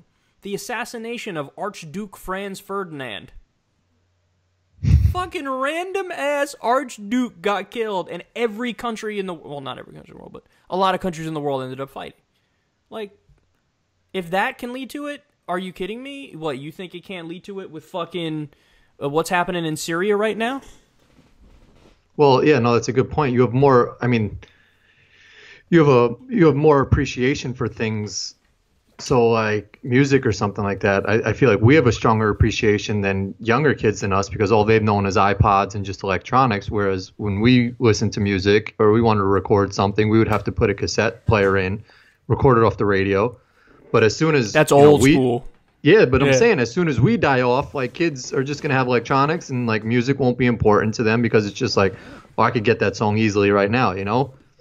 Yeah, it's the evolution of fucking the way we get music. Here, listen to how out of shape I am. I just grabbed my fucking charger to plug it into the computer, and like I feel like I pulled my elbow, or not my elbow, my shoulder. My shoulder was like, don't stretch. Yeah, I'm getting bad too. I'm getting pretty lazy. You haven't been going to CrossFit? No, I've been slacking. So I was dumb. I was in Miami, and the first day I was there, I got sunburned, like bad. My grandma was like, "Put sunblock on." I was like, "Nah, I'm all right." Couldn't even like sleep. It was like sleeping on Saran wrap, and like just because I didn't want to like put sunblock on, like I just wanted to like be in the sun, like. Oh, that's hilarious. And like my whole trip got ruined. And then the last day I tried to do CrossFit, sunburn as fuck. And it just got sore, sunburn. It was just a miserable, and I'm still recovering. Like it was, fucking miserable. When I was younger, I never got burned ever. I just went straight to tan. It was just immediate tan. It was dark. And then as I got older, at a certain point, it like flipped, and my skin, now I'll burn before I get tan. And now I put on sunscreen every time I go out. I got to do that shit. And also, here's the real motherfucker, is that people, like, have you ever seen the comparison of like people what the sun does to your skin over time? There was a lady when I grew up in an apartment. She was like, she used to sit out in the sun with this silver board thing. She was like orange, like a fucking Cheeto, and her skin was just disgusting. And it's such a vivid memory of mine. She passed away. But her skin was fucking disgusting. Dude, it makes you turn into a fucking raisin. Like, your skin will get wrinkly as fuck if you go out in the sun a lot. It just happens. It just fucking happens. In fact, I saw an article. It was like a guy who's a trucker who, like, for whatever reason, one side of his face was exposed to the sun more than the other one. Yeah. And he looked like Two-Face. Like, one side was wrinkled and disgusting, and the other side was fine. And, like, so staying out of the sun is key, especially for white people. Yeah, I know. We age bad. There's the old saying, good black, don't crack. Yep. Whereas, it's just so weird because I feel like everybody knows that saying. Yeah, it's true. You see, you know, I've seen some black people where I'm like, oh, that person's like 35, and then they're like, I'm 60. What? Black people and Asian skin is super good too. Yeah. Like an Asian dude could be like 79, but he looks like 36. Well, in some Asian countries, there's like a tradition of staying the fuck out of the sun, where they'll have like the fucking umbrellas. Like I'll watch I'll see a golf tournament on TV, and it'll be somewhere, you know, probably Thailand is where I saw it most, or I think it was in Thailand, where they would hold fucking umbrellas in the sun. Like the sun would be out, and they would have umbrellas to block the sun. But doesn't the sun have like some vitamin something that is good for the skin? You're supposed to get some sun, sure, of course. But you should probably err on the side of caution. Like get a little bit of sun, but not be in the sun that much. Or if you go in the sun, definitely wear sunscreen, because that shit will age you like a motherfucker. That and alcohol. You ever see anybody who's out in the sun a lot and they drink alcohol? Yeah, it sounds like a bad combo. They look like they're 20 years older than they are. It just dries out your skin. It's just... Sucks, yeah, sun's a fucking crazy thing. Aging is a bitch. When you look at aging... Aging is a bitch. You know what's weird, except it's not really that weird. It makes perfect sense logically, but it just strikes me as weird that like you can look at 3 pictures of somebody. Let's say somebody when they're 21, somebody when they're 30, and somebody when they're 40. Or let's go 20, 30, 40. Just make the numbers even. I don't know why I said 21. But like you look at the change from 20 to 30, you go, oh, that kind of looks like the same person. There's, you know, looks very similar. You could tell. But then you look at like 30 to 40, you go, oh, that still looks like the same person. Like you see the progression. But if you look at the 20-year-old one and then you look at the 40-year-old one and you get rid of the middle one, you go, oh my God. They look like that doesn't look like the same person. It looks like they aged a lot, you know? Yeah. So, but like, it's weird how you can see the transition, but if you get rid of the transitionary period, then it almost looks like a different person. You know what I'm saying? Like if somebody knew me when I was 5, and then they see me now, they'd be like, am I sure that's the same guy? Yeah. But if they saw me when I was 5, when I was 15, you know, and now, then they'd be, oh yeah, I see.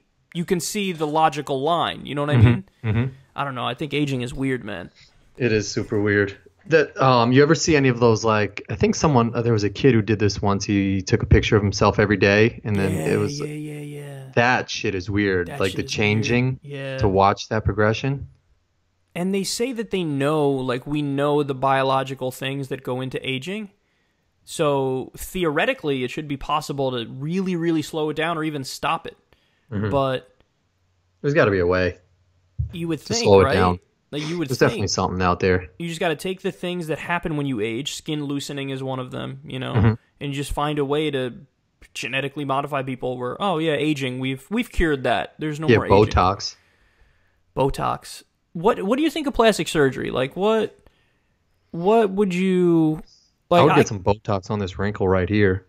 Yeah, like, I'm not against plastic surgery, but there's obviously a line. Like, there's obviously, like, okay, if you pass this line, you done fucked up.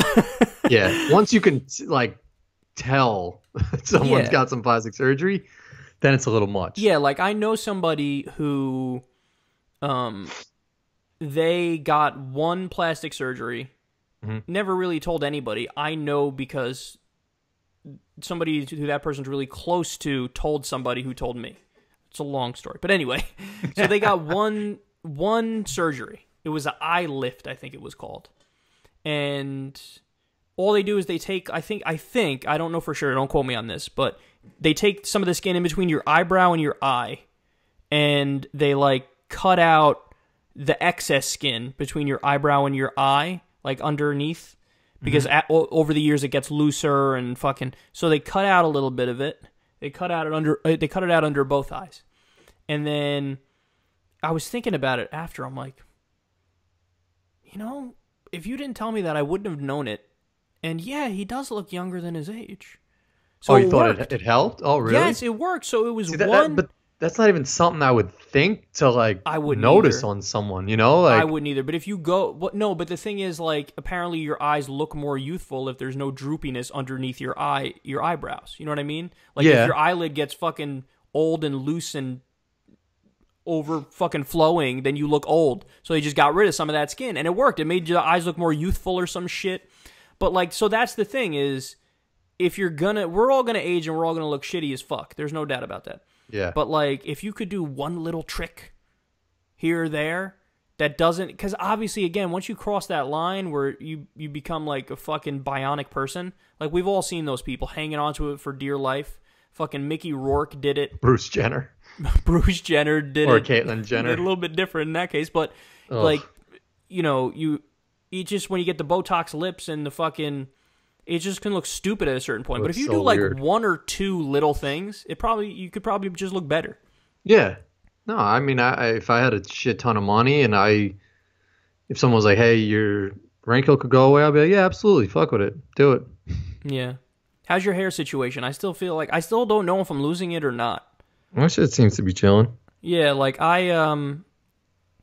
like sometimes I'll do, you know, whatever, gel my hair or something or wash my hair, and then like I'll notice like, fuck, I see five strands of hair just came out. But I don't know to what extent it's like normal shedding versus to what extent I'm losing hair. Yeah, some days are good, some days are bad.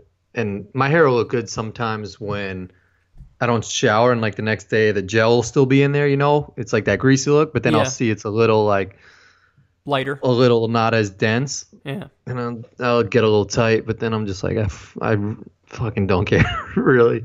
I mean, I care, but I don't care. Yeah. I don't know.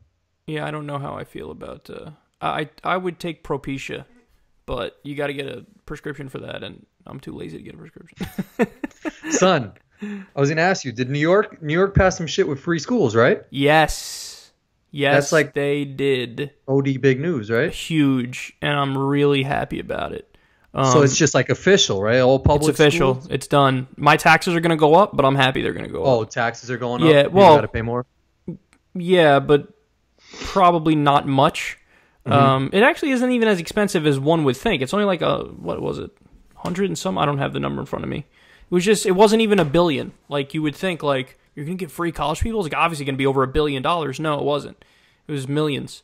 When was this coming about? Because I just heard that it like got passed. I was like, I didn't even know. It just got passed. Yeah, there was a budget negotiation in New York, and they were able to get it through. They were able to put that as part of the deal. So it's the first 4-year free college plan in the country. So and the parents have to make less than 100,000, right? Or so, or something. So yes, for right now, I think it's 100,000, but then it goes up to 125, and that's where it stops. And room and board is not included. Oh. And it's funded. I forget exactly. I'm forgetting the details. You guys can go watch my segment on it on Secular Talk if you're curious about it. But yeah, no, it's a good bill. It's a good bill. I mean, obviously, that could fucking change everything, right? So, you know, I was thinking about it, and yes, it could, because once one falls, it's like with weed. One fell, and then another fell. So I'm really happy about it, and it's New York leading the way, which feels fucking great. But I was thinking about it, and it might be the fact that this worked because the lobby to fight it wasn't strong enough. Like with single-payer healthcare, Vermont recently passed their own state's version of a single-payer healthcare bill, but it never got implemented. And it didn't get implemented. My guess is behind the scenes you had like health insurance companies and big pharma and all these corporations go, yeah, we're just going to fuck you over if you put it into place. Like, we're going to not give you the supplies you need. We're going to jack up your prices. And they were going to make it unworkable, basically. So the counter lobby was so strong that it just kind of killed single payer. I mean, my guess is that whatever the counter lobby was for free college, it just wasn't strong enough, so we were able to get it passed. So it's so could great. there be so you don't see any backlash from the colleges? Like, oh, well, we're going to have shitty professors now at these No, you know, private colleges were weak as fuck anyway. Like, there were private colleges. Some of them went under because they were proven to be frauds, and there was lawsuits and shit. So fucking expensive. Yeah, like, what was DeVry or some shit? For-profit university? I think DeVry was one of the ones that went under. There were a few that were, like, well-known names that went under, yeah. That were just, like, scams. Like, they would lie about their job placement rates. They'd say, like, you're going to get a job when you leave here, and then nobody would get a fucking job. Trump University? Yeah, they're like Trump University. God, I can't believe that fucking happened. He's a president. And he committed fraud. Yeah. Well, that goes back to that sexual. There was a lady trying to accuse him of sexual assault or whatever, and he tried to just come out with immunity. He's just like, nah, you can't. I'm the president. Shield. He can't pardon himself. That'd be crazy. Supposedly he tried to he put some shield up or something. Or he tried to get immunity because he was the president and they couldn't fucking fight him on it. He would try to do some shit like that, wouldn't he? I hereby pardon me for any crimes I may have committed henceforth in the previous a priori words, things. Believe me, tremendous. It's scary that he's got that he launched that first bomb, dude. That's because now he's just going to start bombing everything. People are and no, the worst part is the media really gave him praise across the board. And he loves that media attention, so he's going to keep doing it to make the media happy. How many times have they said, and you've tweeted, how many times have you said tonight he became the president? That's such a corny fucking line. Yeah, it's like, oh, now he's serious because he did something that's stupid. Like, you want to shower every time you hear that. Pundits are so cheesy. Like, they said it after his speech, right? His State of the Union speech. Yeah, they did. That's right, they did. You caught a trend, man. I didn't even catch on to that. You're right. That's a thing. He became the president tonight. They're going to say that in, his last year in office. He became the president tonight when he did this and this and this. And that guy, Brian Williams, right? Fuck him, yeah. Brian Williams. Just a media fucking whore. He wasn't even on, a primetime. Was he on a primetime channel? Yeah, he did, and then he got demoted when he got caught lying. Well, yeah, originally he was, but then he got caught lying, and he was on some shitty, Yep. Yeah, he's a dick. He's a bad guy. I'll never forgive what he said. Apparently, they're in bed, NBC, they're in bed with fucking defense contractors. And you got these guys talking about war, praising it. Hey, a little conflict of interest may be going on here. It's all dunderheads who praise the war. It's crazy. And yeah, it is. People are underplaying how bad it is. And that's why new media is so important, man. You're only going to get the dissenting voices here. So yeah, hopefully that the YouTube shit works itself out, dude. So the bright fucking light here is that apparently we've been taken off the blacklist. So maybe we will no longer have a 99% cut, which is great. But my guess is it's still going to be, at best case scenario, a 50% cut. And I will never again, Patreon is now going to be our main source of funding. I will never again rely on YouTube for the main source of funding because they've proven to be totally unreliable and they can rip the rug out from underneath us at any point in time. And what I don't think they get is there's a lot like what we do here and what many other people do. It's a career and it's a business and it has overhead costs and you can't just fucking fuck your loans and your workers and all the fucking things. Sorry, we're just done. You're not going to get any money. Okay, well, thank you for letting me know that this can no longer be a reliable, flow, and we need to find other ways. Patreon.com/seculartalk and the Amazon link. Is stuff going on Patreon too? How does that work with Patreon? With YouTube, Patreon is just direct funding from the audience. Period. Okay. So it's just me, the creator, going to the audience and saying, "Look, we need you." And now, I don't trust him. Even though I'm happy I'm off the blacklist, I don't know how big of a cut it's going to be overall. I don't know if it's going to be sustainable, and I don't know if they're going to do it again. They could very easily do it again, especially with the fucking YouTube TV out now, and I've heard stories of people saying it's going to only get worse.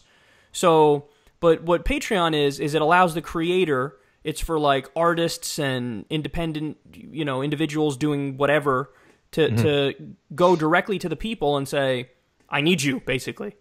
And that's what we did. And it worked, man. Smart. Yeah. Fuck YouTube. You would think there would be at least some contact or something that you guys you would think, built up right? such credibility and have done well by them that they give you the decency, at least someone to fucking communicate shit with. Not me where I can ask a question. You, the people providing the content that have fucking generated tons of money for them too, I'm sure. First of all, if they really go full speed ahead down this YouTube TV path and really fuck over independent content creators like they're showing they're doing, if they really go down that road and switch up the business model, they will be the next MySpace. YouTube will be the next MySpace. Because they're taking everything that made YouTube great, this open, free forum where you can say whatever you want, do whatever you want, and you can attract your own audience, and it really was the freest of the free marketplace to get eyeballs and to get fans and stuff. And they're totally ruining it because they're saying, yeah, sorry, we're going to demonetize all things that we think maybe not, or kind of controversial, but not really. And we're not going to they don't prioritize creators at all, which is why you can have a situation that a channel like ours with 475,000 fucking subscribers and 10 to 20 million views a month, some days we beat CNN shows in the key demographic for views. You're just going to all of a sudden just eliminate the main source of revenue to that. That is fucking crazy. So they don't care about content creators, which means there's a giant hole in the marketplace, which means if Facebook gets their shit together and they decide, hey, we're going to do the ads the right way, or if any of the other up-and-comers like vid.me or fucking Dailymotion or Vimeo or any of the others decide, hey, we're going to look out for you in terms of we'll never pull the rug out from underneath you, we're not going to be ridiculous with our demonetization, and rules with the speech and stuff. If some platform fills that hole, YouTube is in serious trouble because they look like they're already shooting themselves in the foot with what they're doing to the content creators. So, and again, it was specifically news and politics, but what I heard is, and again, this is all speculation behind the scenes, but that was just the first step. They're coming for the rest of them, too. So, if gamers or whoever think they're safe... Yeah, I'm sure this is just the tip of it. They're going to come after other people. If you think you're safe and you're a gamer, you're whatever... No, because they despise who you are and what you are. You know, you're not corporate, you're not sanitized, you haven't gotten through the multiple layers of filtering and vetting and gotten hired by the right boardrooms or the right people wearing the suits. So you're a threat. You're a threat to them, even if you're talking about banal things. You can attract an audience of fucking, 10 million people. But hey, you're not clean enough, you're not safe enough for the advertisers, so just divert the money. Look, it's a giant circle jerk of money and power, man. Again, YouTube TV, it's all corporations that are already big and that are TV stations and stuff. So you're taking all the ad money, which was leaving TV, to come to YouTube and to new media, and now they're saying, let's just turn YouTube into TV again and revert the ad money back to TV again. You see what they're doing? It's a trick. They're going back in time, and what they're trying to do is maintain the corporate stranglehold on the money and the power, because the corporations were losing it with new media, because then the ad money started to flow to independent content creators, and oh my god, that's a threat to their stranglehold on power and the flow of information.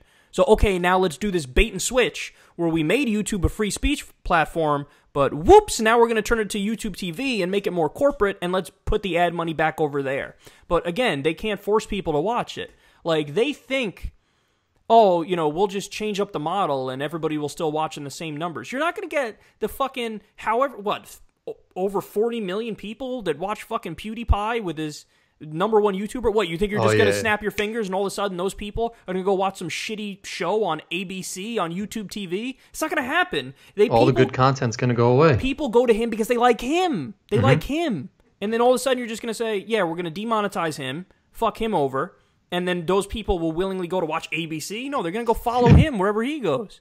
Yep, and then they're just going to get left with a bunch of shitty fucking videos on YouTube. And like you said, it's going to be MySpace, and it's just going to be, no one's going to want to go to the website anymore. Yeah, that's right. That's right. So it's weird how the corporations have all the money that they have to give into them like that, but ultimately the corporations need YouTube too, So instead of saying, oh, I'm sorry, we'll fucking... They no doubt would sell more if they advertise on the things that are actually popular. Yeah. And there's also a giant difference between... this is a point I stressed a lot, because there was a beauty of YouTube and how it functioned, because... So it's an independent, free, and open forum, and I never speak to advertisers. It was all YouTube and Google who have these teams, and they talk to the advertisers. So there were ads running on my videos that I never talked to, knew anybody from the advertising agency, so I never sold out. I never had to say anything, do anything to try to get approval through them. You know what I mean? Yep. Whereas when you look at who's hired to be on CNN or MSNBC or Fox News, there's multiple layers of vetting where they only hire the people who are going to be super safe, who would please the corporations. So you see the trick they do there? They say, oh, let's put this person who's inoffensive, who will do the bidding of the corporations, who will be safe, and will give the ad money over there.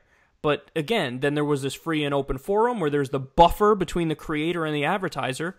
And then that's too dangerous. Oh, they're too dangerous. They're saying things that, question what's going on here. And they talk about real issues like politics, and they talk about religion, and no, we can't have that. And furthermore, I think everybody kind of knows, too, on YouTube. Like, if there's an ad running for some fucking, I don't know, you pick it. Pepsi. We were just talking about Pepsi earlier. Mm-hmm. If Pepsi runs an ad in front of my video, do people go, oh, there goes Kyle again, fucking selling out to Pepsi? No, they go, it's just an ad on YouTube, and I know Kyle didn't talk to them because there's the buffer, and he doesn't deal with any advertisers. Mm-hmm. So it's like, everybody wins in that scenario. Pepsi's getting their fucking thing out. Hey, buy Pepsi. The people watch a little ad that doesn't even fucking bother them because it's 15 fucking seconds. And I never had to speak to a shitty advertiser and felt like I'm selling out, and I could just say whatever I want to say. It's the perfect system if you actually give a shit about a free and open forum. But if you don't care about a free and open forum and you want to control the flow of information and control the message, then you don't like that system. Because then they go, I don't know, this Kyle guy's getting a little too popular over here, and he's kind of questioning the way things work, and, that's a way to undercut that. So, which you would think more corporations would say, I want to put more ads on that because he's popular. Yeah. Oh, that's backwards thinking. Yep. All right, we're a new record, 2 hours here, so we're going to call it a day skis. Love you guys listening. Appreciate it. I'm like fucking Peely McPeely over here, man. Fuck. Oh, you're still peeling from vacation? Oh, it's OD. Yeah, it's insane. That sucks. Put some aloe on that bitch. I know, but aloe's not even helping at this point. Yeah, but lotion, something. Beat off. Do something. Oh, yo, you put a fucking meme up? That was hilarious. I know. I just discovered it. It was a new Kermit GIF, and I was like, oh, that's it. That's my life right there. I'm just, boom, send it out. I went on my thing, and he was just like, I was like, that's great. Yeah, or fast, or whatever. I love how people are reading into it. Like, are you trying to say you're going to beat off now? Or no, I was just fucking around, but I thought it was hilarious. I can't wait to use that more. I think the first comment was just like, this is the future of our, like, this is the guy that's going to save us or something like that. Which is just so perfect. Kermit beating off is a great GIF/GIF. I still haven't made up my mind what I say. That was great. All right. Love you guys. Corin, we'll see you next week, brother. Later, everybody.